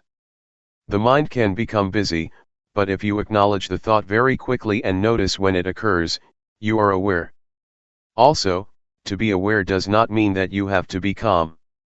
In some situations, the mind is supposed to perform its functions and it is difficult to be calm. As long as you notice that your mind is distracted, it is all right. That is why Luangpor said, do not try to be undistracted, but once you are distracted, you are aware, once your mind goes out, you are aware. The point is your awareness of your state of mind and knowing it quickly. For a lot of people, meditation time is only the time when they sit cross-legged and close their eyes. Afterwards, they go to work, and cannot think of meditation. Meditation is limited to the room, in the morning and in the evening. But for us, the meditation zone means trying to make the whole day, or a certain period of the day, a time for meditation, even though you do not close your eyes and are still at work. It should start at a portion of the day, and then enlarge its zone. The more you are aware of every moment, the more meditation is a part of your daily life. It does not mean that only the time inside a meditation hall is meditation, and the rest is not. It should start from the meditation room and then enlarge to your whole life. Enlarge the zone in time first and then enlarge it in space as well. Try to integrate meditation into your daily activities. Try to use the movement of your body as meditation objects all the time, and try not to stay still. On the car or the bus, rub your fingers. Try to have some parts of your body moving and use the movement of your body. If you can use your breath as meditation object, you have a refined, sensitive mind. Yes, you can do that, too. Luangpor suggests using the blinking of your eyes or the swallowing of your saliva. Breathing is useful because you do it all the time, especially at night when lying in bed. But while typing, it may be difficult to be aware of your breath, so just be aware of the typing itself as the object of meditation. When you take a bath, the movement of your body is the object of meditation. So we are never short of an object of meditation, except when we are sleeping. That is the benefit of Sati meditation, you have an object all the time. We need to have a physical object for meditation all the time, and our body is better. Your mind should be aware of your body's movement. Once a thought arises, your mind goes to the thought, acknowledges it, and then returns. So you have a home. Meditation provides you with a home that is the object of meditation and your mind stays with it. The movement of your body is the present moment. To be mindful is to be present in the present moment, so we try to provide a present moment for the mind, the body's movement. When you become distracted by a thought, that is the present moment too, so the mind should be mindful, but since the thought is undesirable, we just let it go and come back to another present moment, your body's movement. It is okay to shift awareness from one type of your body's movement to another frequently if you are skillful. If you are an adept practitioner, it is not difficult to shift. Try not to practice only two postures, because if you practice only walking and sitting, you may find it difficult when you want to be aware of additional activities. You will not be adept enough to apply mindfulness to that activity, because you have only been using rhythmic meditation and walking meditation all the time. So, you have to be adept, to be skillful, to apply mindfulness to every area of life.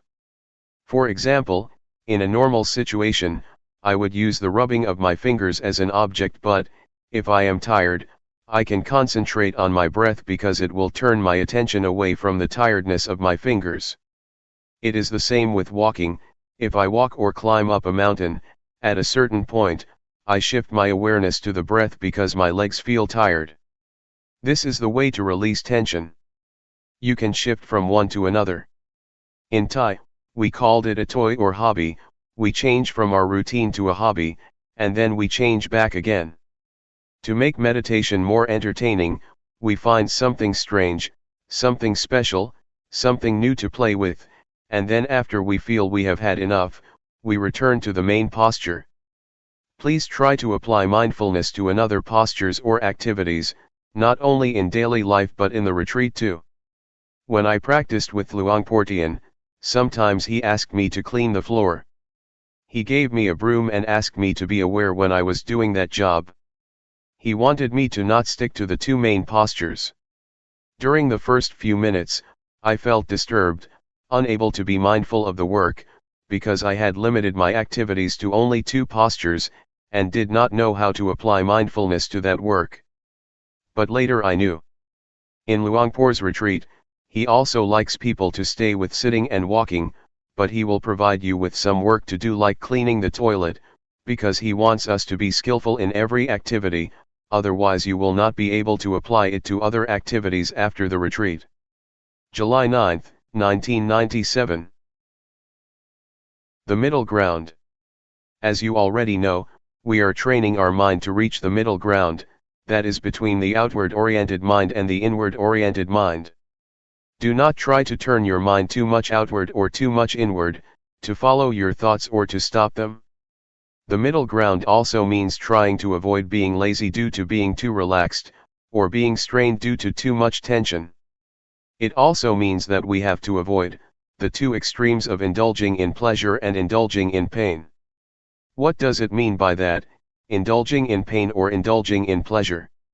It means that when you recall a good memory or refreshing images you get high, and when you recall unpleasant feelings in the past, a bad memory, you get low. If you are moved like that, that means you are already indulging in pleasure or pain. If you are stuck in the pleasant feeling, that means you are indulging in pleasure, which is one extreme. If you get low or become angry, because of your thoughts about somebody that you have bad experiences with, you become dragged down by such thoughts or memories, or if you feel upset because of dissatisfaction with your practice, means that you are indulging in pain. So, to avoid these 2 extremes means try to keep your mind normal, stable, and unmoved by pleasant or unpleasant feelings, good or bad thoughts, good or bad mental experiences. So, you see that the term middle ground means balanced. It has a broad meaning. It means that you do not follow the thought or suppress the thought, turn your mind too much outward or too much inward, be lazy or push yourself too hard, or indulge in pleasure or in pain. It is the art of meditation to keep our minds in balance, to reach the middle ground. You may feel it is very difficult to attain this state of mind, even though you have come closer to it. Sometimes, you have already attained that balance, but you may be dissatisfied with it. You do not realize that you have already arrived at the middle ground, so you push yourself harder and go beyond that point, moving towards another extreme. Sometimes, your mind is too much inward, so you try to relax, but you relax so much that you pass the state of balance, wasting a lot of time. Sometimes, you do not think this is the point that you need to attain.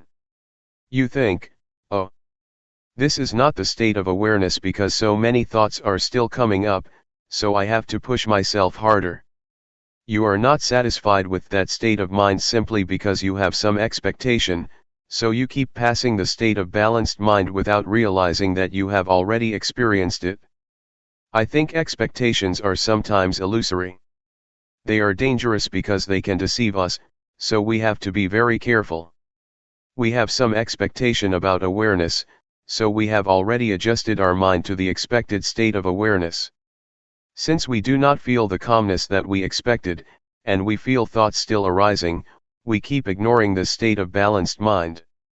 I am sure that you have already experienced the state of awareness, the state of balanced mind, even though you may not realize it.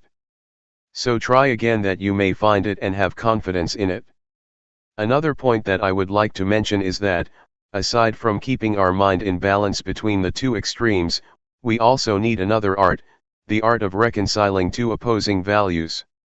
We face conflicts in our daily lives between freedom and discipline, between diligence and concentration.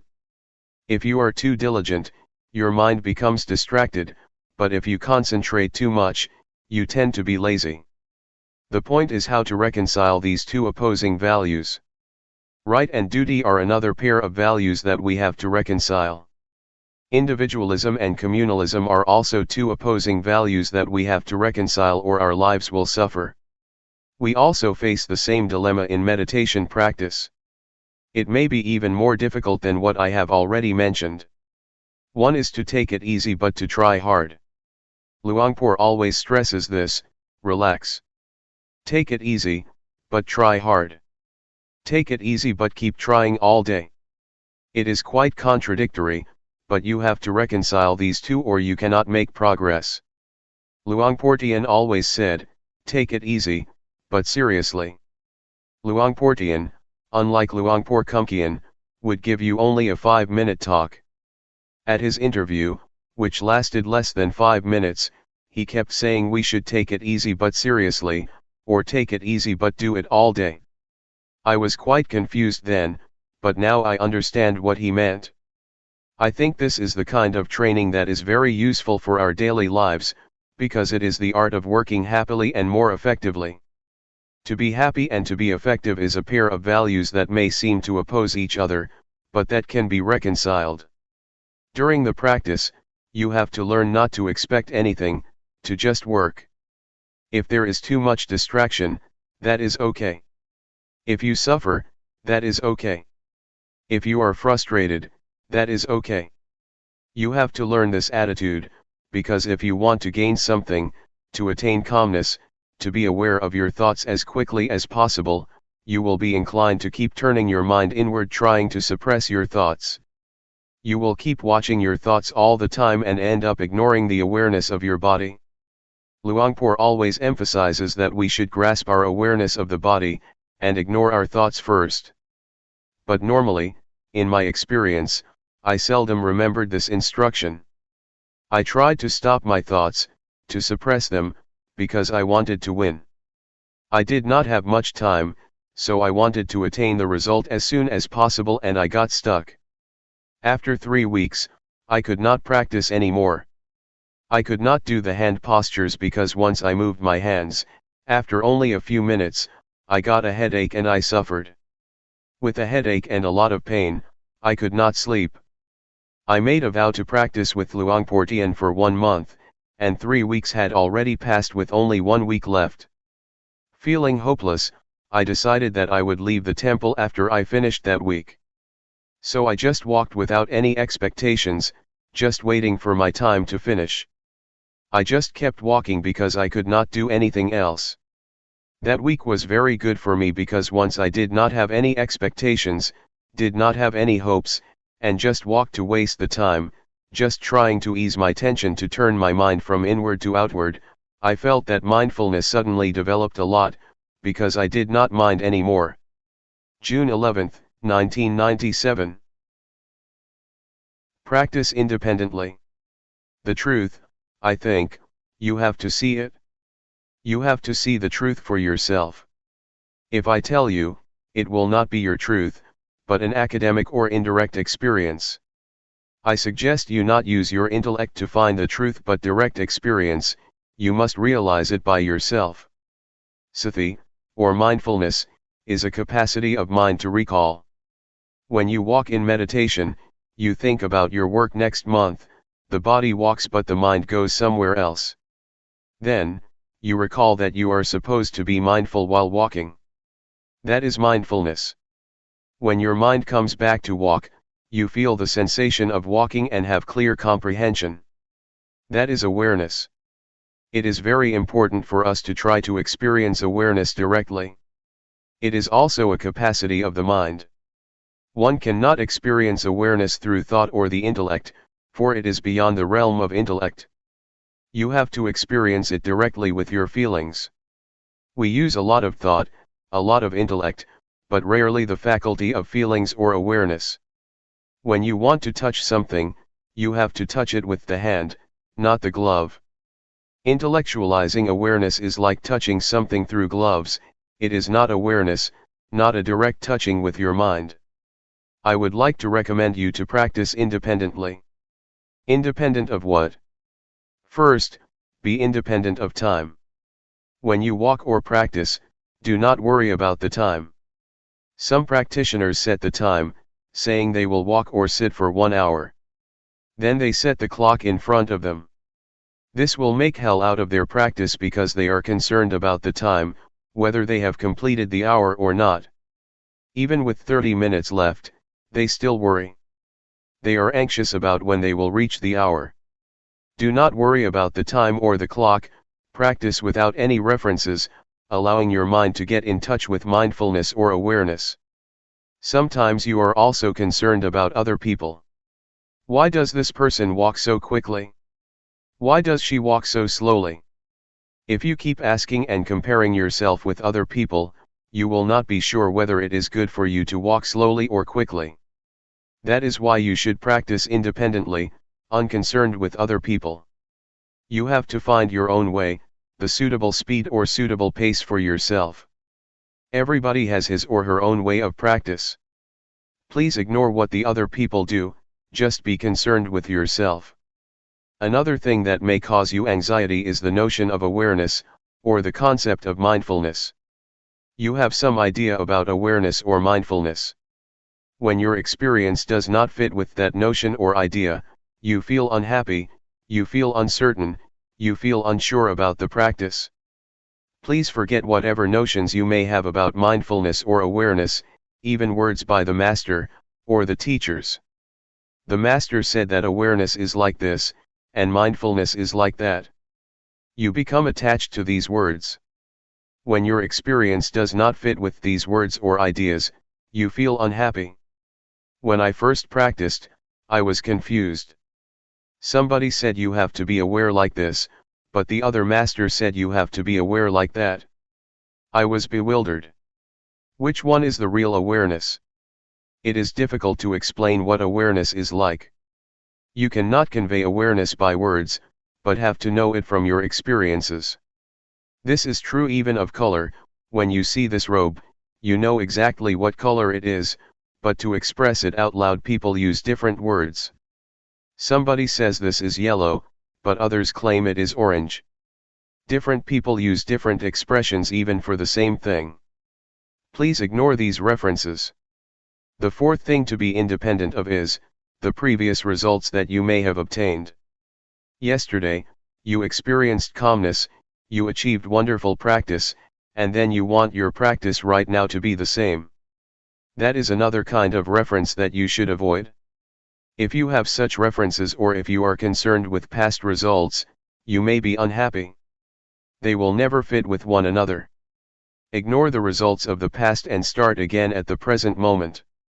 Practice independently, independent of previous results. It is already the past, let us ignore it. However good your experience was, be it calmness or tranquility, do not try to repeat it again or you will be disappointed. Why? Because you have some expectation, and expectation makes your mind out of balance. To practice like this, balance is crucial. You have to keep your mind in balance. Desire or expectation tends to push your mind out of balance. Therefore, forget whatever happened to you, even your expectations. Be careful with expectation. When you expect something, you have preconceived notions about it. If experience does not conform with that idea, you reject the experience. There is a story that is very instructive. An individual on a sinking boat prayed to God for help. Being very devout and sincere, he sincerely believed that God would help those who have faith in him. During his prayer, a lifeboat came by and asked him to join. He said, "No, I believe God will help me, because he never ignores those who have faith in him." So, the lifeboat left him behind. 1 hour later, the sea level was already at his chest. A fisher's boat came. He said, "No. God will help me." Another hour later, the sea level was already up to his neck. A patrol boat came. He replied again, "No." So, he drowned and went to heaven because he was a good person. When he met God, he asked, "God, why did you forsake me? I prayed for you even at the time of crisis." God replied, "You fool. I sent 3 boats to help you. Why didn't you take the boat?" The man expected a miracle. In reality, no miracles happen. God's action is not miracle, he works through ordinary events. So, with expectation, the person tried to reject even the help of God. Do not be too concerned with expectations, or you will reject the experience that you have already achieved. Just work independently of expectation, and try to get in touch with real awareness through direct experience. When you get a result, it will be the true outcome of your practice. Do not bother with miracles or preconceived expectations. Question: how can you forget everything and not have any expectations or references? Answer: it can be done through repetition. In the first hour it may not be easy to forget, but if you practice more and more, you will feel in harmony with the practice, and then this notion will pass away. Nevertheless, you have to do it repeatedly, over and over again. Then, a new kind of habit will develop, the habit of letting go and forgetting expectations. Question: that is very, very hard. Answer: it is possible, if you try to be at the present moment. I found that when I feel in harmony with the practice, I do not care about the rest. To be in harmony with the practice takes time, but it is possible. We call it, to be at the present moment. When you have developed that habit of being at the present moment, you will be less distracted by expectations, by time or schedules, by other people's practice. Question: are you suggesting that we totally ignore previous experience on how to get there?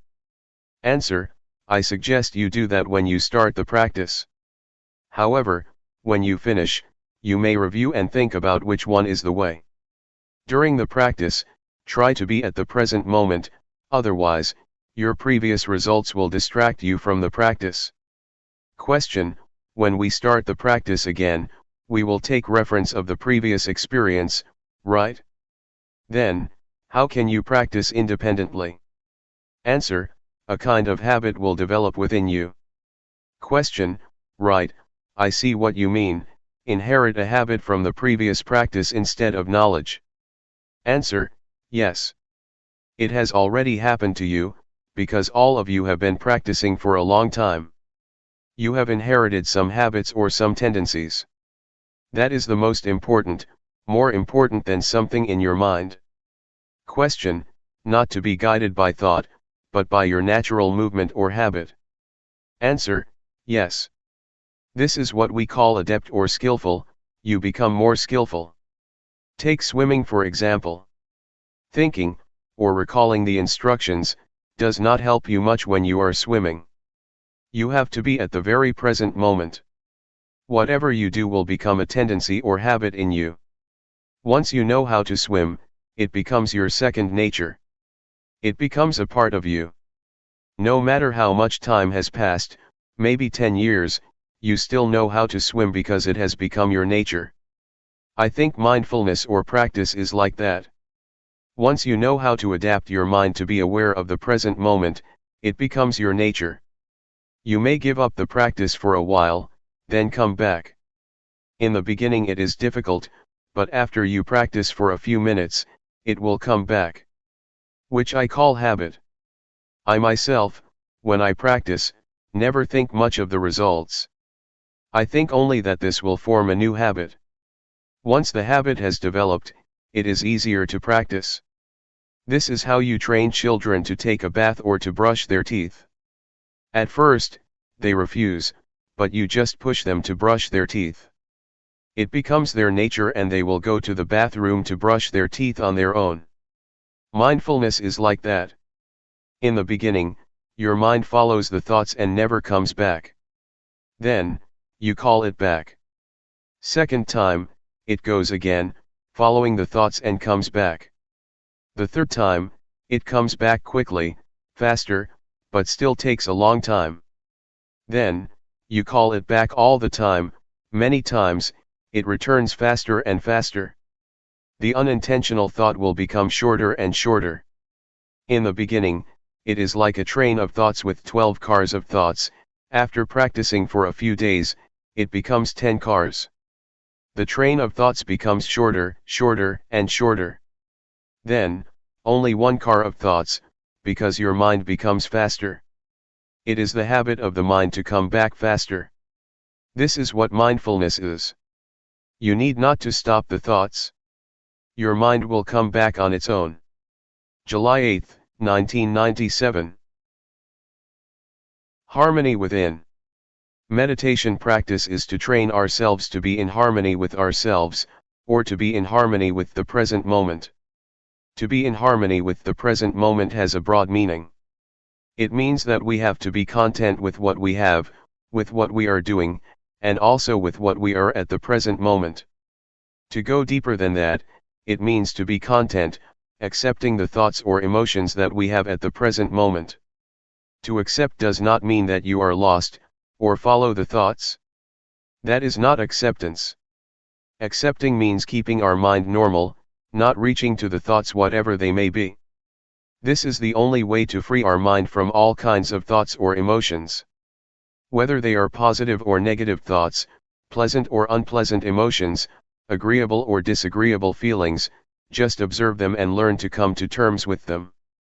People, in general, are likely to react to the thoughts or emotions that they have.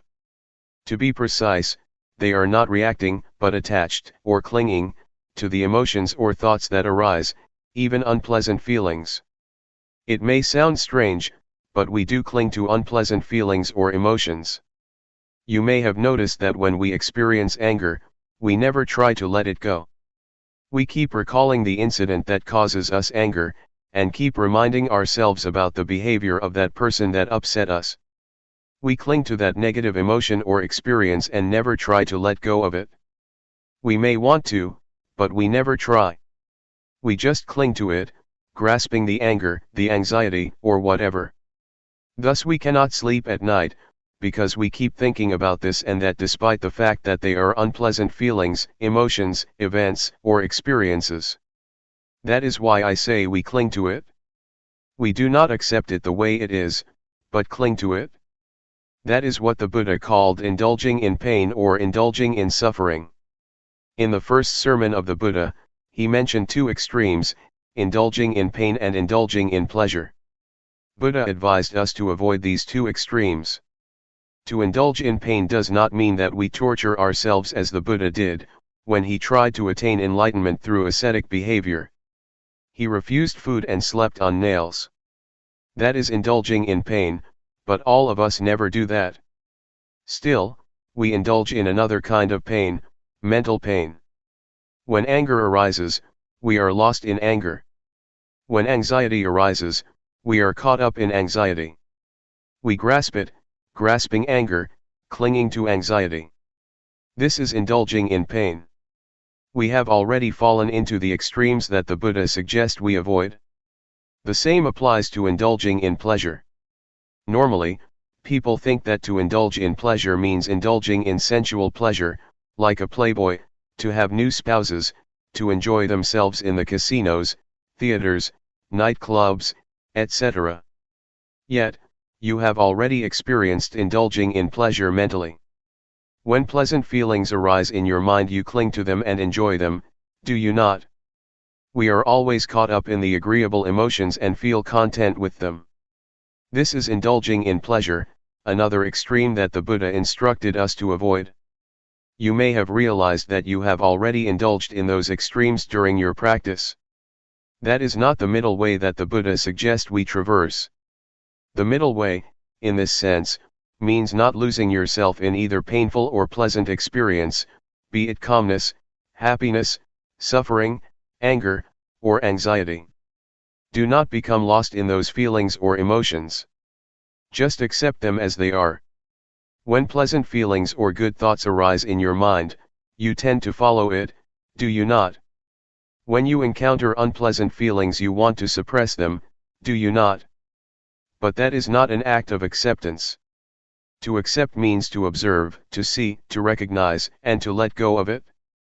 This is the only way to be free from all kinds of feelings or thoughts.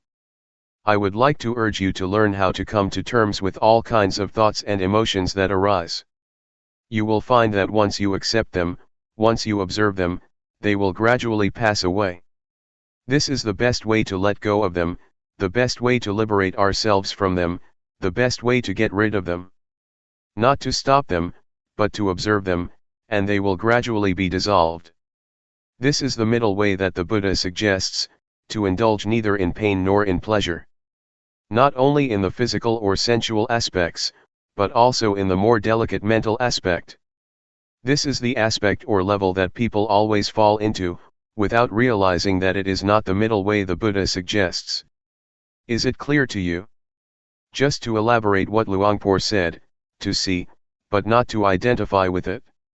If you identify with it, you have already indulged in both pleasure and pain.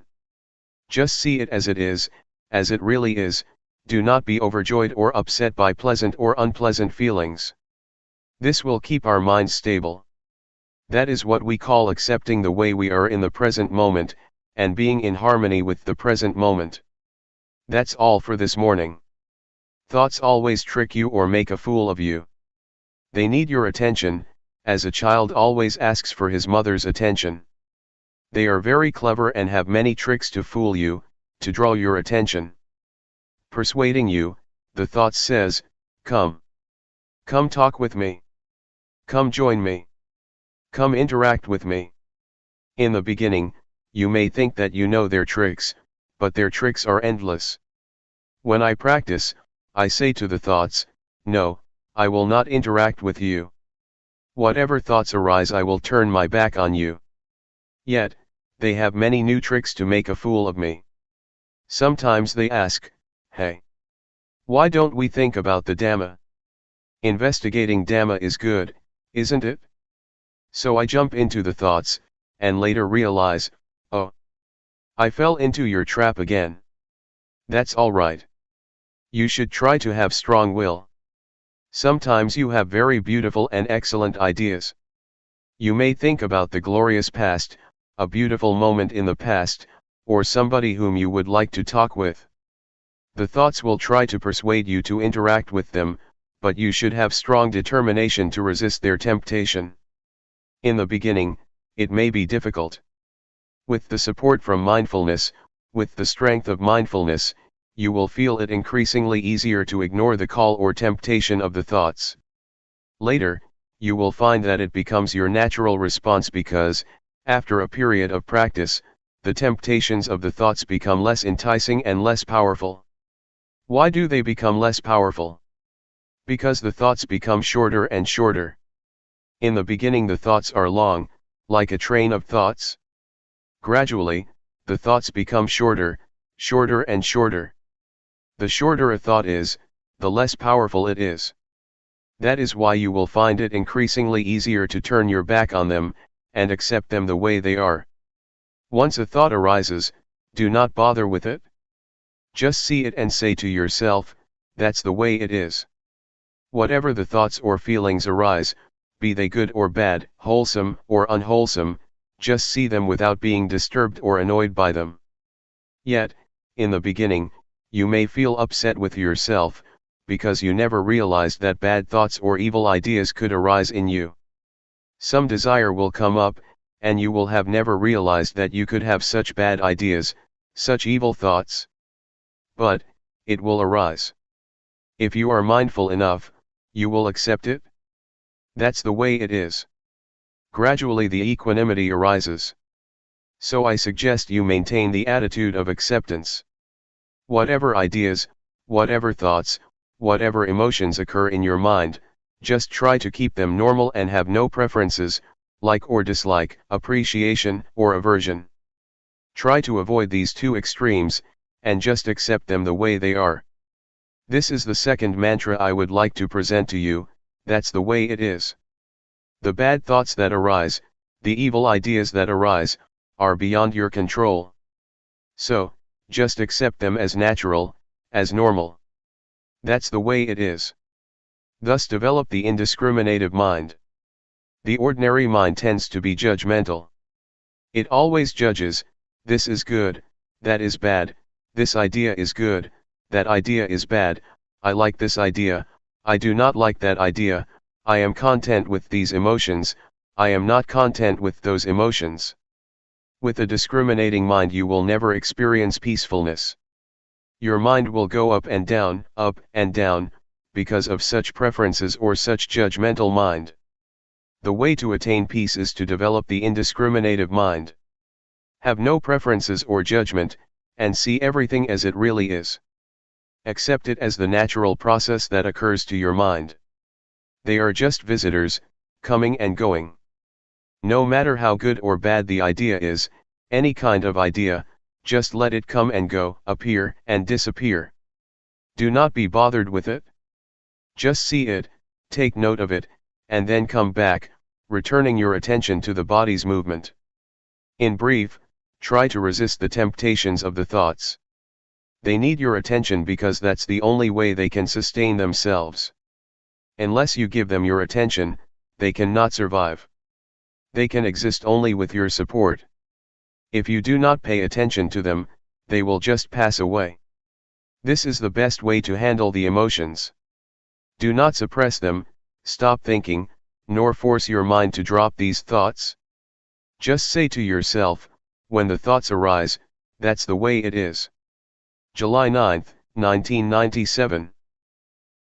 Calmness and insight. There are two words that Luangpor always mentions, mindfulness and awareness. Both are like twins. They are interchangeable, help each other, and always come together.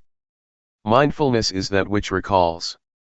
For example, you are moving your hands, but you forget that you are doing it because your mind is distracted.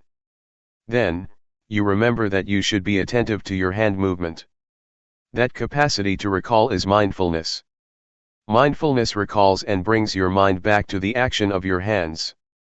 When your mind is attentive to your hands, or to any activity, you become aware of your body, aware of yourself. This is awareness.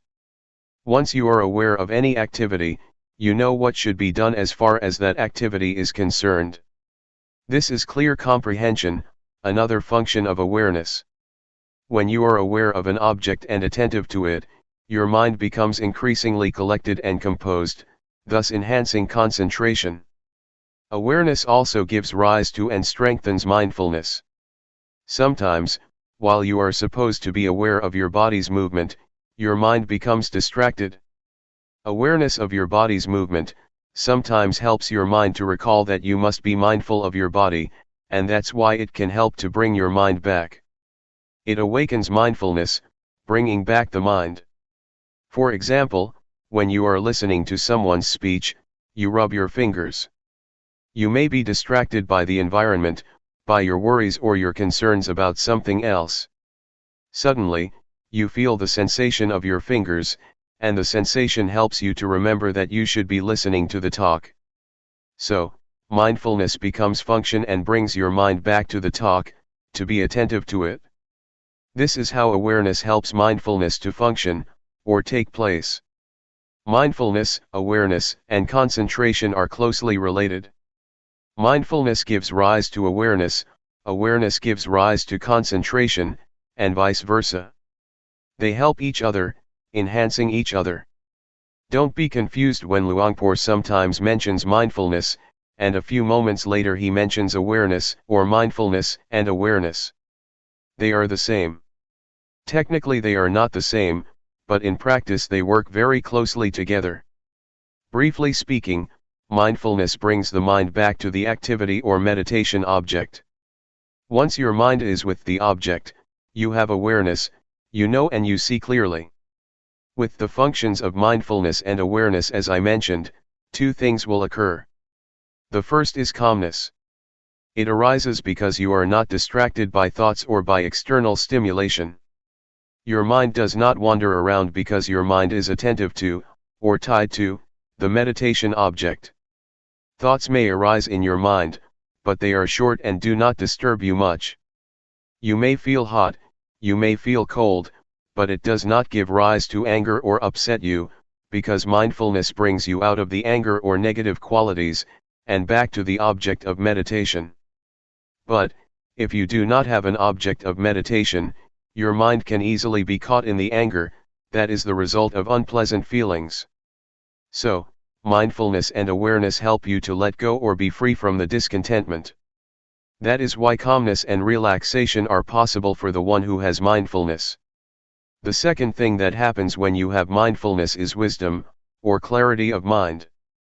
It happens because mindfulness and awareness keep your mind from liking or disliking, from being up or down, from being content or discontent. They keep your mind stable and without bias. If you have preferences, if you are discriminative and like or dislike, you have bias and you cannot see things clearly as they really are. This will not be the case if you have mindfulness. For example, when anger arises, you will not be caught up in it, you will distance yourself from it and see the anger. You do not reject anger, but just see it. You can see how it exists and how it passes away. But, if you get into the anger, you cannot see, and you cannot know the anger. Just as when you are in this hall, you cannot see what this hall looks like, unless you go outside, only then can you see what the Kuan Yin hall looks like. You have to be outside so that you can see clearly what or where it is. How can you be outside the anger if you do not have mindfulness? Mindfulness helps you to be outside the thought and see it as really is. That is why Luangpor always emphasizes that, you have to see. You should know. You should not be lost in any kind of thoughts, be they good or bad, of pleasure or pain, so that you can see and know. Truth will reveal itself. In short, as I mentioned, there are two kinds of results that will take place, calmness and insight, or wisdom. Yet, you should bear in mind that calmness is not the primary aim of this meditation. The primary aim is insight. If you take calmness as the primary objective, it is easy for you to become lost in calmness, and then you cannot even see what it is. Just recognize that calmness is like this, when it manifests itself, and do not be overjoyed with it. Just see that that's the way it is, and then try to maintain your mind to see, to be clear, keep knowing, keep observing. That's all. This is just to make a brief distinction between mindfulness and awareness, and to highlight their main functions as well as how they work together. Practically, they have more functions than what I have just mentioned. July 10, 1997. The point of balance. As you may be aware, Luangpor tries to suggest that you not watch your mind or watch your body closely. There are some justifications for that. In our daily life we tend to do a few things at the same time. You should allow your mind to be aware of your whole body rather than only a particular part of it. Otherwise, you may make mistakes in your activities. For example, when I began my practice, one day, I finished my lunch and had to throw the leftovers into the waste basket. Since I did not know how to practice properly, I forced my mind to concentrate only on my feet, while I was walking to the waste basket. When I arrived at the basket, I threw the leftovers into the basket, and forgot that not only the leftovers but the fork and spoon were also thrown away. Why? Because I concentrated too much on my feet. I did not allow my mind to be aware of my whole body, to be aware of the act of holding the plate with the leftovers and the fork and spoon. If you force your mind to concentrate only on one part of your body, you limit your awareness to that part and forget the rest. There is another story of a practitioner, who wanted to concentrate on every act of her movement in detail. Before she went to the office she had to get dressed. She concentrated on her act of dressing very consciously and very intensely. When she took the shirt, she concentrated on it. While wearing the shirt, she also concentrated on every movement of the wearing. The same applied to putting on her trousers, her socks, and her shoes. When she went to work, it took more than an hour for her to realize that she forgot to zip her trousers. It's okay if you walk with too much concentration in a walking meditation, it's not much of a problem because you only have one act. Yet in reality, you have many acts at the same time. You walk and you hold something in your hands. When you drive a car, you have to look at the road, and control the steering and the speed with your hands and legs. These require your total awareness. Focusing your mind on only one particular part of your body will cause problems. I have spoken only of the physical aspect or the aspect of the body activities so far. This principle also applies to the mental aspect. If you force your mind to watch your mind closely, you tend to block your thoughts. When there is no thought, you do not learn how to let go of it. You should allow thoughts to arise, so that you learn how to let go of the thoughts or emotions. If you block your mind, the thoughts cannot arise, and then you do not know how to let go of them when they do arise. It is important for you to keep your mind in balance, to not watch or concentrate too closely, nor to let it loose to all distractions. This will enable your mind to be aware of the mind, to be aware of the body, not only of your hands, but the whole of your body and also its surroundings. This is what we should do when we cross the road, especially the road in this country. You have to be aware of the act of walking, and also of the mind. Am I absent-minded? If you are absent-minded while crossing the road, it is very dangerous. You also need to be aware of your surrounding of the car that is coming. So, you have to be aware of three aspects: body, mind, and your surroundings. One can achieve this only if he keeps his mind in the point of balance, neither watching too closely the mind, nor concentrating merely on the body. For the beginners, do not be confused with what I said. Be aware of your body first. Do not pay much attention to the mind or to the thoughts because you have to go step by step. You may be aware of your surrounding at the same time, of the noise or whatever, just be aware with mindfulness. Do not be disturbed by the noise or by visitors that come to talk to you. Just see them as they really are, accept them as that's the way it is. That's all. This is what Luangpor Teean instructed Luangpor Teean 30 years ago.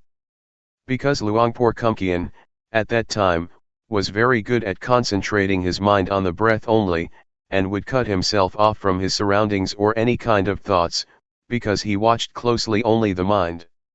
Once, when he was practicing in a closed room with closed windows and a closed door, Luangpor Teean came to interview him.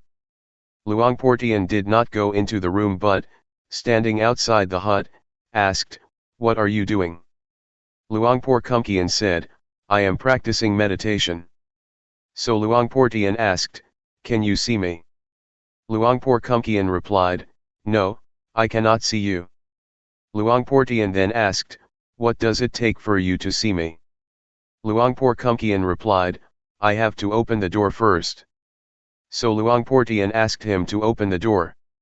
At once, he opened the door. Standing at the threshold, Luangpor Teean asked, "Now, do you see me?"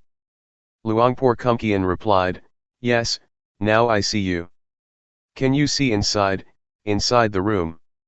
Luangpor Teean replied, "Yes, I can see inside." "So, now you see both outside and inside, do you not?" Luangpor Teean said, "Yes, I can see both."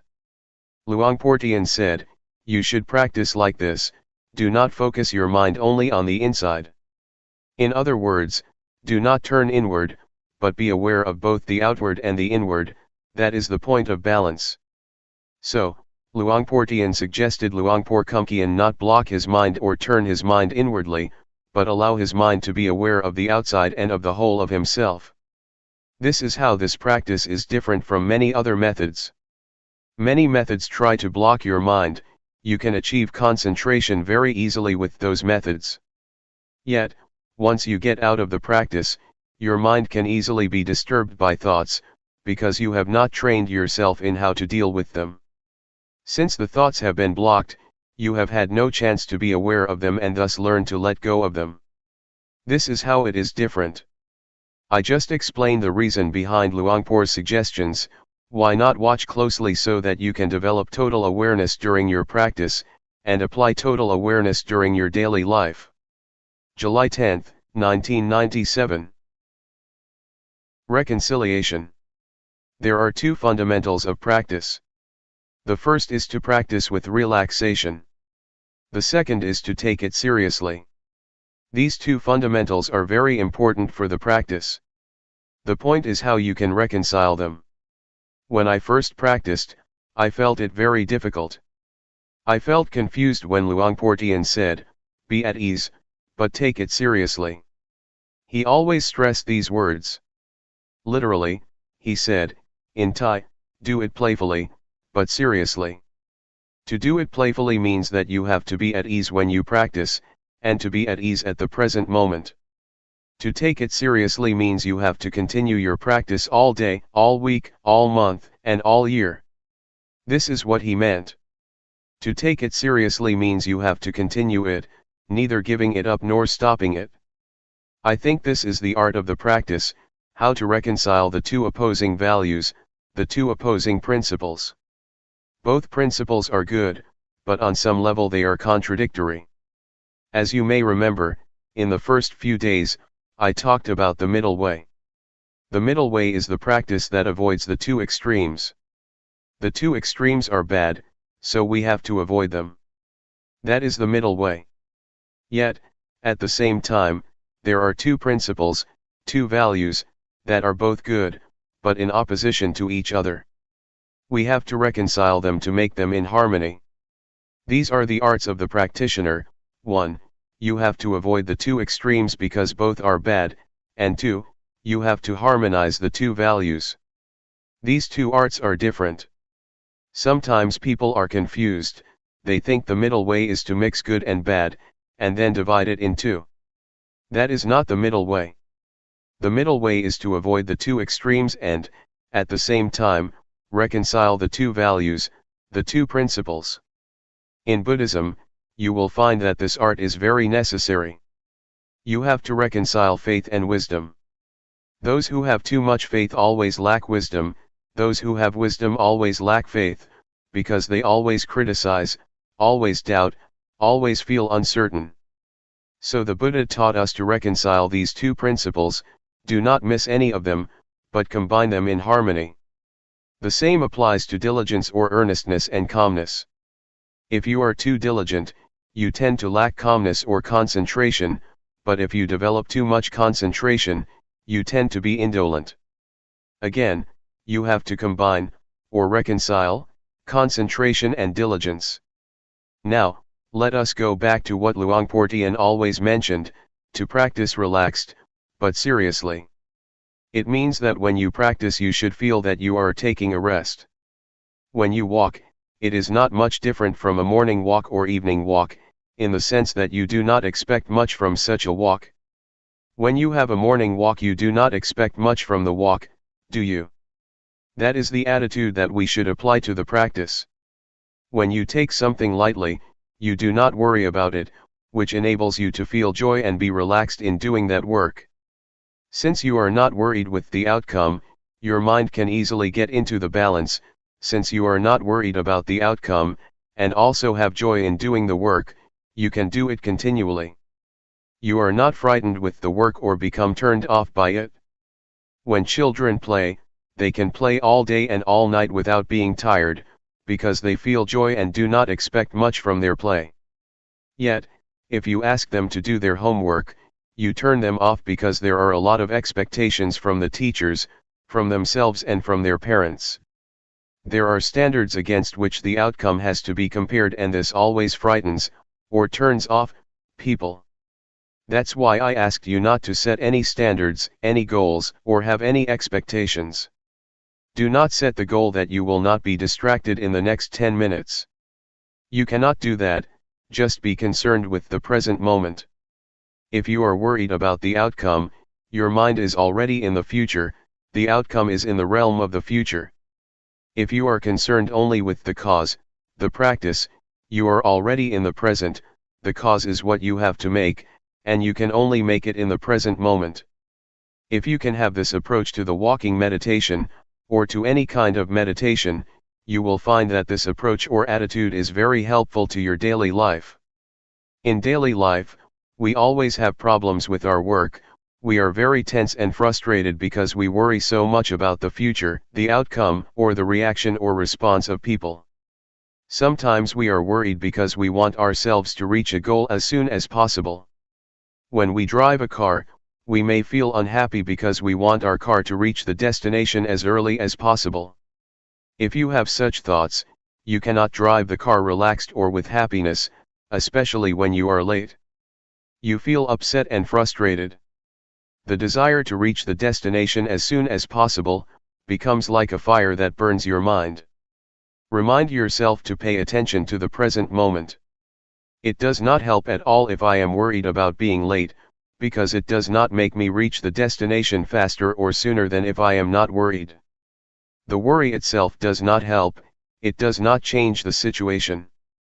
What you should be concerned about is trying to driving the car properly and as best as you can, because this is the only way that you can arrive at the destination without delay.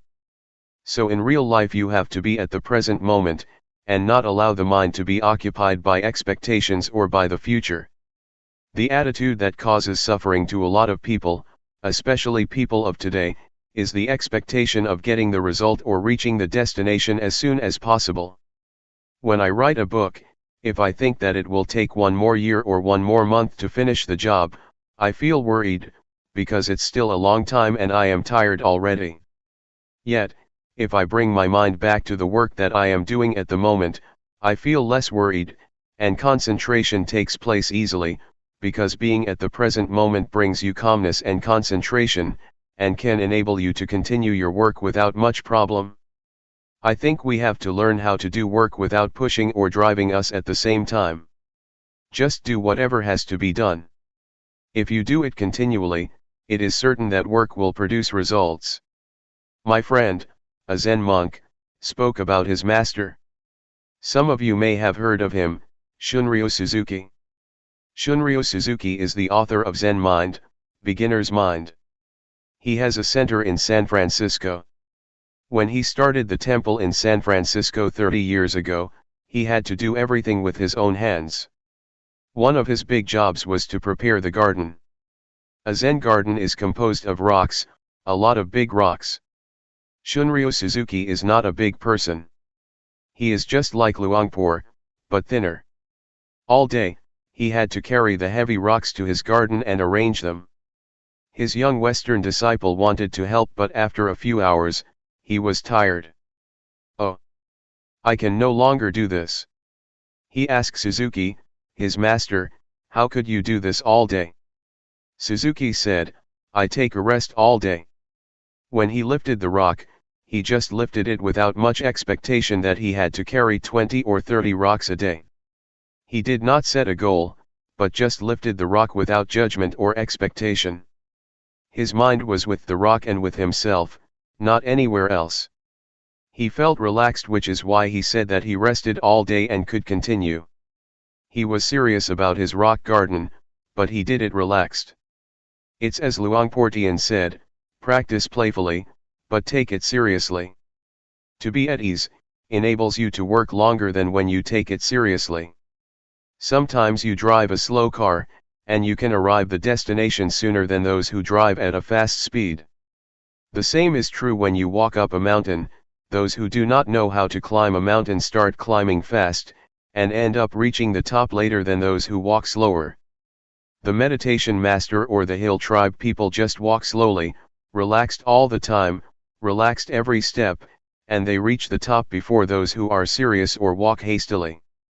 The practice is the same. Just walk, as you walk, simply walk, and take a rest every step. You will find that you are not tired after you walk the whole day or the whole week, because you take a rest with every step. Please apply this to your daily life. Not only in the spiritual aspect. Take Suzuki as an example. Even in the material or physical world, you need to apply this art, the art of reconciling the two principles, relaxed but seriously. You will find that in the real world this is really important. Individualism and responsibility to the community are the two principles you have to reconcile. In this country, they stress only individualism, and you have a lot of crime, a lot of drug addiction, etc., because people have lost the sense of communal responsibility. Individualism and responsibility to the community are both important. Right and duty are two opposite values that you should reconcile. The pursuit of happiness and virtues are both values. You cannot discard either of them. If you pursue happiness while ignoring virtues, you create problems for other people. If you are attached too much to virtues, you have no happiness because you are always afraid that you will offend other people, and you make yourself tense. Freedom and order are another example. Freedom is good, but order is good too. Yet, if you stress freedom, no order can take place. If you are too much concerned with order or discipline, freedom might be affected. So you have to reconcile these opposing values. This can be done if you learn this art from the practice. I myself have learned a lot from the practice. Because this art is very crucial for the practice, if you cannot learn it, it will be very difficult to achieve the practice. Please take this practice as a way to train your mind to have a skillful approach to your life, not only to meditation but to your whole life, to your family, to your work, and also to society as a whole. This is what I would like to offer this morning. July 11, 1997. Dealing with expectations. Let me elaborate on expectations' relationship to the practice, just to clarify this morning's talk. When I said that we should not have expectations during the practice, I did not mean that we should suppress or try to stop our expectation. This cannot be done because we come here with expectation, and expectation is inherent in our practice. I just want to say that despite our expectations, we should not allow them to bother us during our practice, let ourselves be preoccupied with them, or let them drive our practice. Just realize that, okay, the expectations are there, but there is no more than that.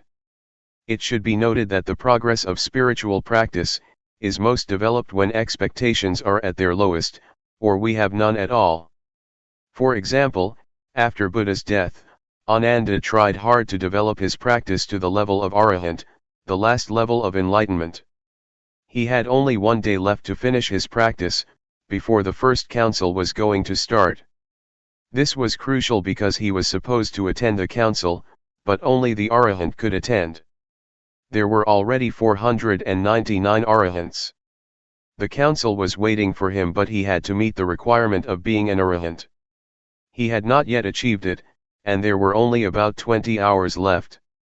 So he tried a lot that whole day, but he still could not achieve the final stage of enlightenment. Finally, at night, he was tired and decided to take a rest by a tree. The moment he leaned against tree trunk, at the moment when he felt that he wanted to relax, enlightenment took place. At that moment, his expectation was very low, either because he felt hopeless or because he just wanted to relax. I think the experiences of other enlightened beings are just the same.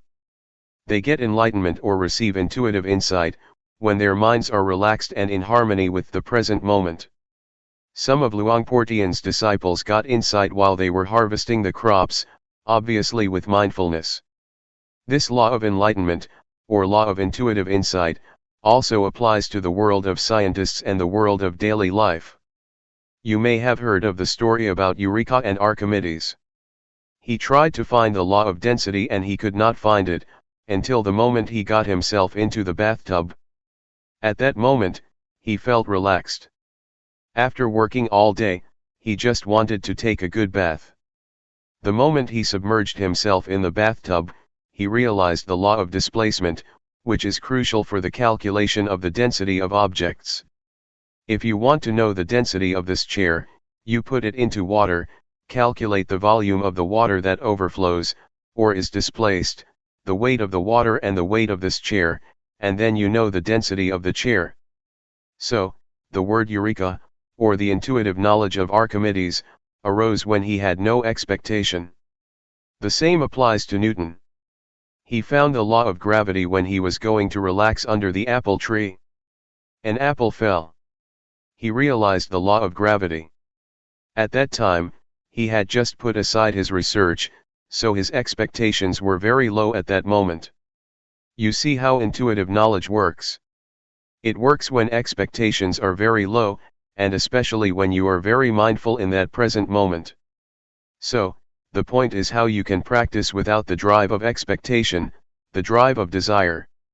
This is a problem because we are usually driven by desire or expectation. In Buddhism there are two kinds of motivation.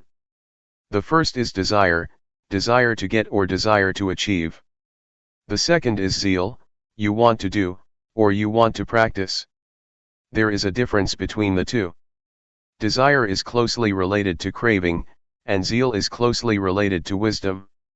With zeal, you realize that it is good, so you want to do it.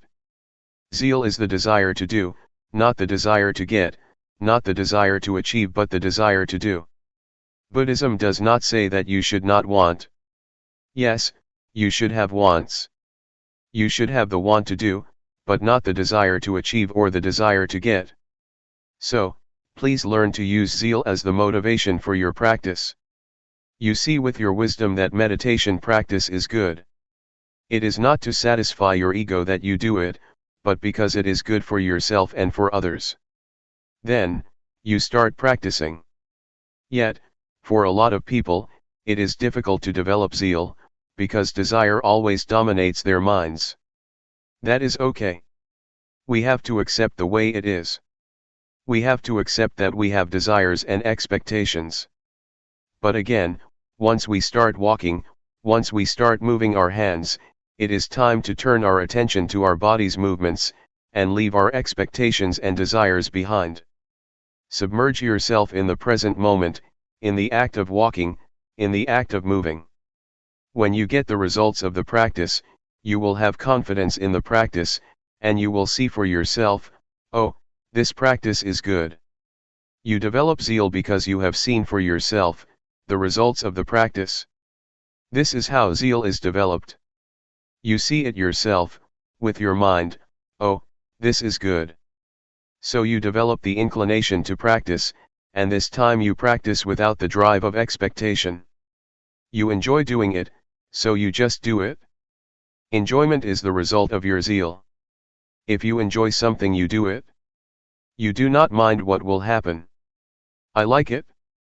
I enjoy it. So, I do it. There is no more than that.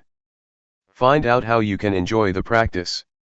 The more you enjoy it, the more you will practice it relaxed and at ease, and the more you will get results. The more you get results, the more you become confident, and then you will just do it. We do not need the drive of expectation or the drive of desire. I think this is the motivation that people lack.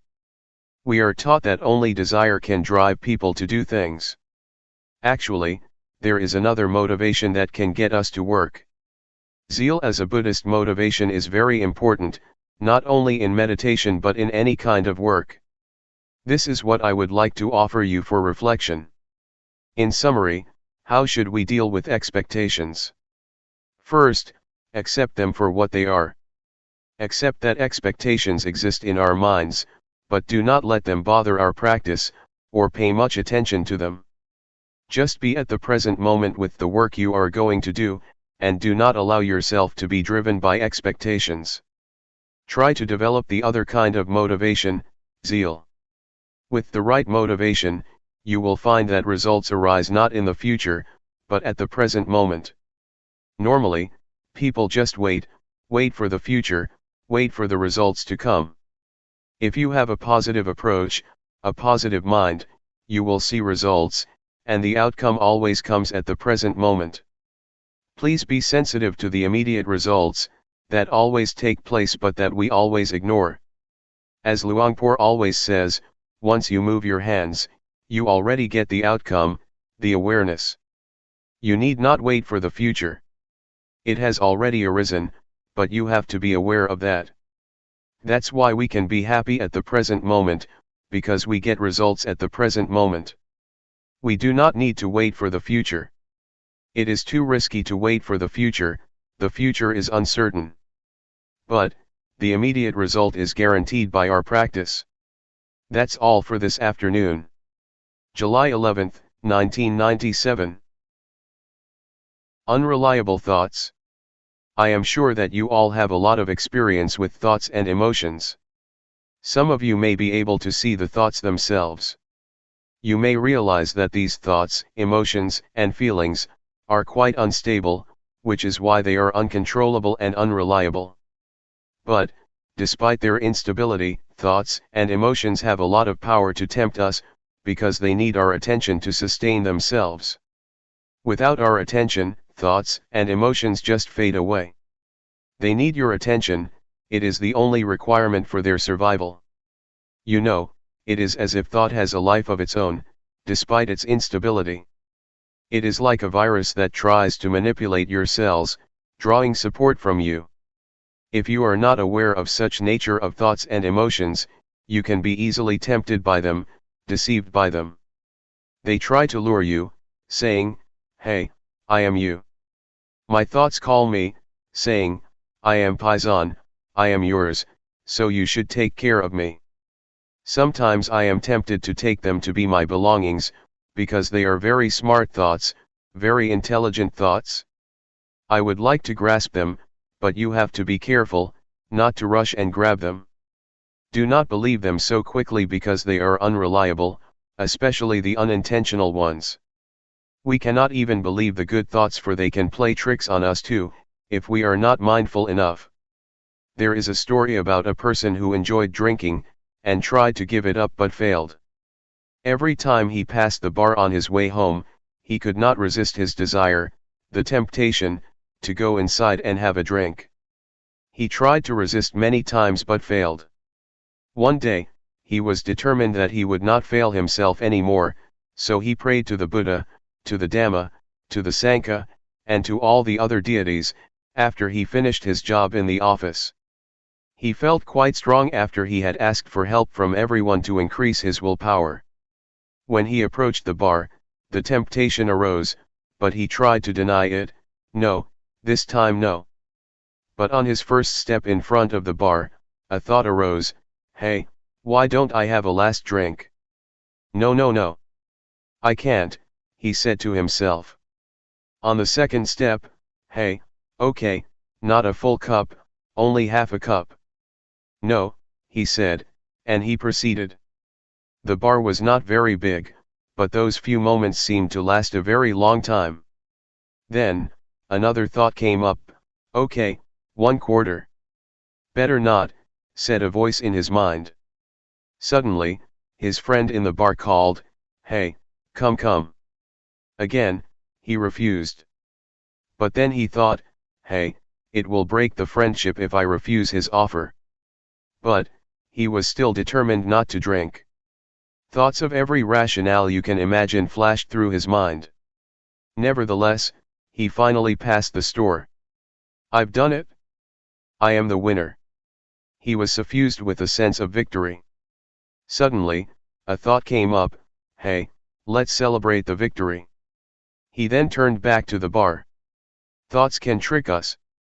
They are very rational, and can turn even victory into disaster. We should not believe them but try to see them, so we do not fall into their trap. So, mindfulness is very important even in daily life. Every year many old women would come to see Ajahn Chah, a big master in northeastern Thailand, and ask his permission for them to stay at the temple, because they had quarreled with their husbands. Everybody would say, "I will stay here for life. I will not go back to my house anymore. I am fed up with him. No more. I am disenchanted with the household life. Please allow me to stay and practice with you." A few days later, the husbands would come, visit them, and ask them to go home. The women who had been determined to stay in the temple for life, would change their minds after a small chat and decide to go home. Even strong, powerful, and quite determined thoughts can disappear, or wear out, after a few days passed. You may have noticed that you have a lot of good thoughts or ideas during the practice. "I want to do this, I want to do that, after I go home I will do this, I will do that." But if you do not jump into that thought or idea, and just see it and ignore it, after a few hours or a few days, you will find that that thought becomes weak and is not as interesting anymore. When you have a beautiful or great idea, you need to remind yourself, "It is not sure." This is the third mantra I will give you. Do you remember the first two mantras? Never mind and, that's the way it is. Now, the third one, it is not sure, or is that so? If you reach some conclusion about someone, like, this guy is very bad, this guy is unfaithful to me, this guy is deceiving me, or this guy is very good, he is very generous, you should say the mantra to yourself, is that so, or that is not sure. If it is a real thought, a real judgment and the right conclusion, it will last. Otherwise, it will waver and weaken. So try to see thoughts as they really are, unstable, uncontrollable, and unreliable. Unless they are born out of wisdom or mindfulness, they are completely unreliable. This is just the first step of insight into the nature of thoughts. During the practice, you may reach this understanding, and later you will see the deeper characteristics of thoughts and emotions. Luangpor repeats many times, they are impermanent. They are unsatisfactory. They are not self. Even happiness, pleasant feelings, or the bliss from meditation, are ultimately unsatisfactory. After you have been absorbed by joy for a while, you will feel that it is not enough. You want more. If you attain the first absorption, in the first few days, you feel very happy. Later, you find that you want more. You want the second absorption. You want more and more, because your level of happiness has increased. You need more happiness to satisfy your new higher standards and expectations. It will never end. But if you are mindful enough, and do not fall into the trap of happiness or pleasant feelings, you will feel content. You will have contentment. You will know what self-contentment, modesty, and moderation mean. Moderation is possible only for those who have mindfulness. Otherwise, you just need more and more, and it will never end. This is about unsatisfactory. The last characteristic is selflessness or no self, which is very important. You may be able to understand this, when you see that the thoughts you have are not really yours. If you are mindful enough, you will see that this is not my thought, this is not my emotion. But without mindfulness, you tend to grasp it, taking it as your own. We are likely to take it to be me, to be mine. This is mine, this belongs to myself. This thought is my thought. If you disagree with my thought, you disagree with me. You take it personally. A lot of problems arise because of such disputes. When your friend disagrees with an idea which you take to be yours, to be yourself, you tend to be angry. Since you feel that he or she is questioning you. But, if you take this idea as just an idea presented by you without attachment to it, it does not matter at all if your friend disagrees with your idea. With your practice, you keep being aware of the thought, you see it come and go, arise and cease, occur and pass away. If you try to grasp or maintain beautiful feelings or pleasant emotions, they will resist your attempt. You will realize that they are uncontrollable and not yours. They cannot be yours. If you have this insight, you will understand why we cannot and should not believe our thoughts, because they just come and go, they have no self. This is what Luangpor tries to instruct you, but you do not need to rush or try to have such insight. If you repeatedly take notice of your thoughts, if you know them and are aware of them, the insight will come by itself. The nature or the characteristic of thoughts and emotions, or all mental states, will be apparent to you. That's why Luangpor says, the truth will reveal itself. Our job is to obtain or sustain awareness. So just stay aware and the process will lead you to the truth. That's all for this morning. July 12, 1997. Meditators for Friends. According to the Buddha, there are 4 very good friends who help each other and also are very helpful to us: mindfulness, sati, awareness, sampajanya, concentration, samadhi, and wisdom, panya. If you are skillful, you can use these 4 friends, or these 4 virtues, to handle a disturbed mind or distracted thoughts. You have already been introduced to mindfulness and awareness, and know how to deal with distracted thoughts, that is to be aware and mindful of these thoughts or emotions. Once these thoughts are recognized by our awareness, they just fade away. It is as if you come face to face with a burglar about to steal something from your house. You see him and he becomes frightened and disappears. Or, it is like a dog. Suppose we visit a friend's house, and his dog is barking and going to bite us. If we just call out the name of the dog, it will stop. This is how mindfulness and awareness work together, to keep you from being attacked or hurt by distracted thoughts. Yet, sometimes the burglar is very big and you are very small. You saw him face to face but he just knocked you down. So if the thoughts are very powerful and your mindfulness is still weak, it is not appropriate for your mindfulness to face such powerful thoughts. It is better for you to turn your back on these thoughts. Just ignore them. This will be helpful for beginners. That's why Luangpor suggests that in the beginning stage you just be aware of your body, and do not pay much attention to your thoughts. Ignore all thoughts, feelings, and emotions, and just pay attention to your body. In some situations, concentration may be necessary for us to handle powerful thoughts or emotions. Concentration, in this case, means fixing our mind on something that can turn our attention from distracted thoughts. Normally, object of concentration we prefer is that which is attractive to our mind. For example, if you get angry and want to get rid of the anger, you may find it easy to turn your mind or your attention from anger to music, toys, or whatever gives you pleasure. If you are attentive enough to the object that you have chosen to be attentive to, a few minutes or a few hours later, you will find that the anger has disappeared. Anger, like any emotion or thought, is like fire, it needs fuel. Normally, it is sustained because we ourselves keep adding fuel to the fire, so it keeps burning. If we turn our attention to something else, or do not put firewood into the fire will be extinguished because there is no wood to consume. Yet, in reality, we cannot depend on music or something external to us all the time, because anger can take place anytime, in the subway, or during a conversation. So we need to depend on ourselves, by choosing those we already have as objects for concentration. That is why the master suggests you use the breath or your body's movement as the object of meditation. When you feel disturbed by thoughts or emotions, you should just turn your mind back to the breath or your body's movement. Gradually, the thoughts or disturbing emotions just disappear. In the beginning, the breath or your body's movement is not powerful enough to attract your mind. It is less attractive than music, sports, etc.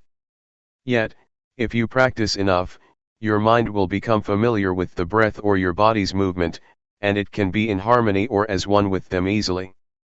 The fourth friend is wisdom. This has a lot of meaning. When you become distracted by your thoughts and do not know how to deal with them, you may try to bargain with them. You may say to yourself, "Okay, I will talk with you later," or "I will think this thought later, but not now." You negotiate with them. To bargain with the thoughts, saying, "After this retreat I will recall you again, but not now," is a technique you can use to reduce the thoughts. Normally, only the advanced practitioner can use wisdom to handle the thoughts, because it is a method that requires one to come face to face with one's thoughts and emotions. If your mindfulness is not powerful enough, your thoughts or emotions will just trap you, or trick you, persuading you to fall into them. In Thailand, masters have a practice of going into the forest alone. We call it tudong. It means to live as an ascetic in the forest or in the cemetery. A lot of things may happen: fear, the beast, tigers, or elephants can attack the practitioner. Many masters find that the fear or threat from the wild animals is good instrument, good condition, or great situation, to pressure them to develop concentration, because if they turn their attention from the breath to the beast, they will be overwhelmed by fear. Because they are really afraid of the beast, their minds turn inward, developing concentration a lot. So masters use the threatening situation to force their minds to look inwards. This is a skillful and unusual way of developing concentration and mindfulness. One master, Ajahn Chah, tried to look into the fear to investigate it. When the powerful fear arose, he investigated the fear and asked himself, "What are you afraid of?"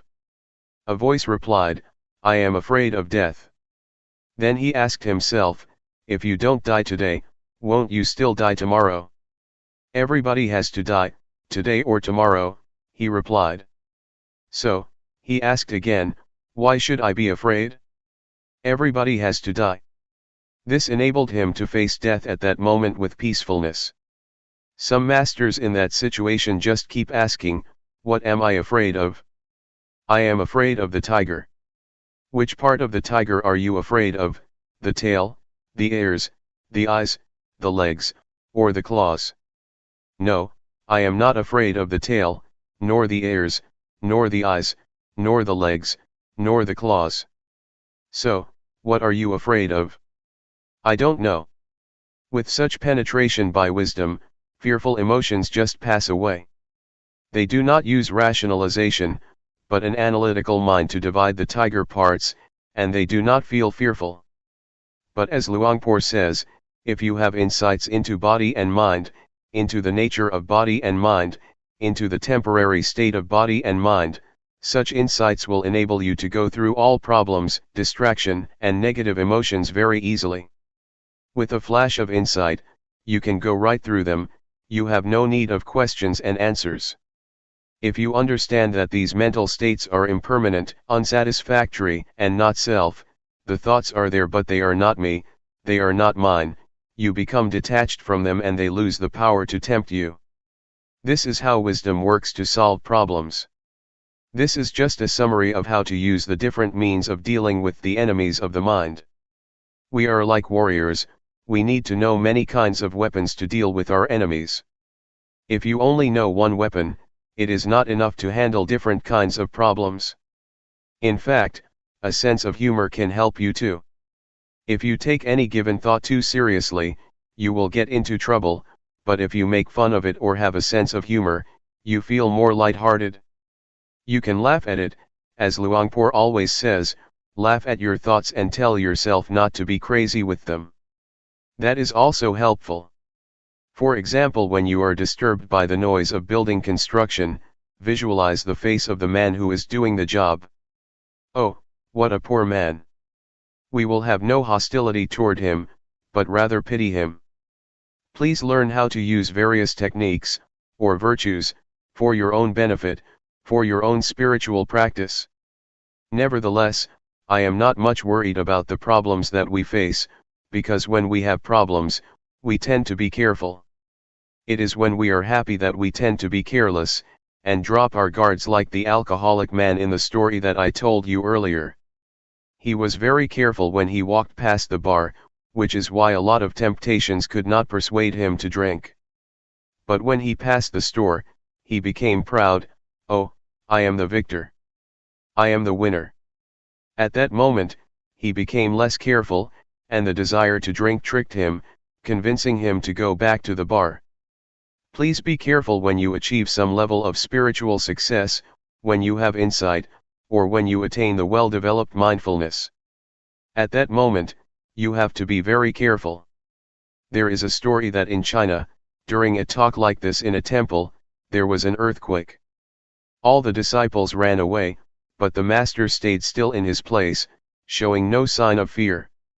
The next day, after the chanting and the Dhamma talk, there was question and answer session. One student asked, "What is mindfulness?" The master replied, "Mindfulness is the ability to be calm in time of danger. For example, did you see me? When there was an earthquake, I could stay still and drink water without showing any signs of fear. Did you see me tremble? No." One student answered, "You did not drink water. You drank soy sauce." So, please be very careful with pride and conceit. They are very dangerous. Conceit is the last obstacle that only the Arahant can get rid of. Be careful. July 12, 1997. Meditation in action. Meditation enables us to be with ourselves, to see ourselves speaks, sometimes silently, sometimes loudly, sometimes frustratedly, and sometimes happily. You can see how silent or how loud your mind is. We need time to converse with ourselves, to see ourselves, because most of the time our attention is turned to our surroundings, to television, to books, to work, or to our families. We do not have much time to be with ourselves, despite the fact that we should be our best friends. The practice of meditation is the way to make yourself your own best friend, as much as it can be. There is another kind of friend, a bad friend, the friend who seems to agree with us all the time, who spoils us without ever resisting or disagreeing with us. This is not a good friend.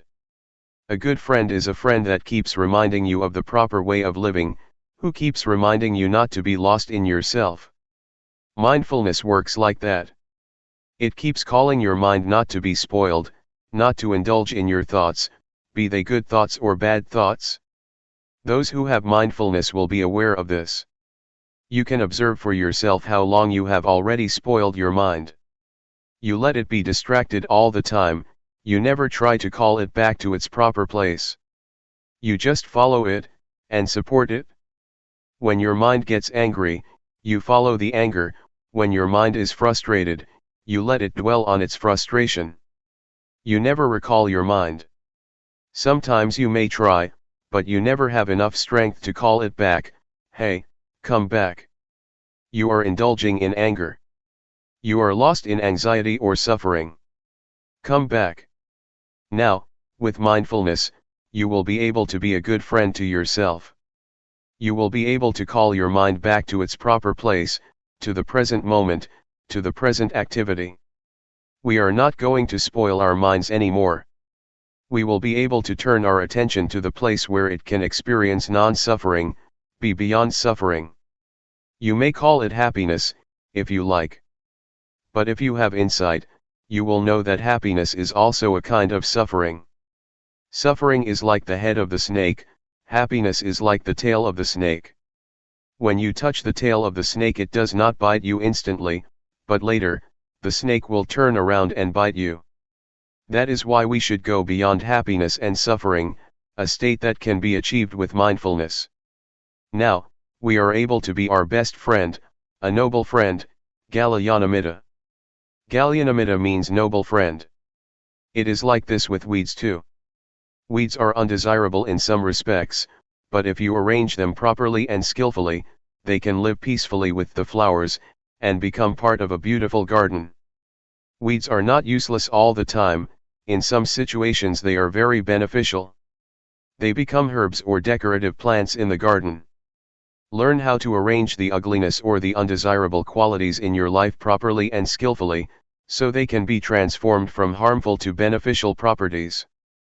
Anger can be transformed, anxiety can be transformed, jealousy can be transformed, hatred can be transformed, but these transformations are not possible, if you do not know how to come to terms with them.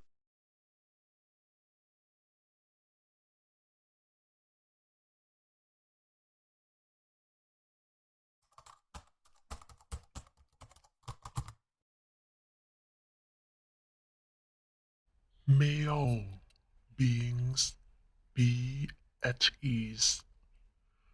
Whatever living beings there may be,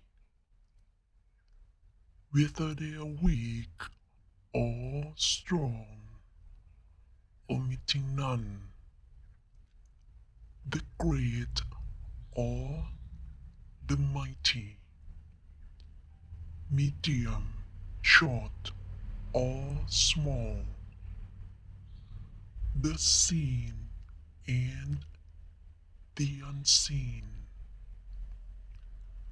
those living near and far away, those born and to be born. May all beings be at ease.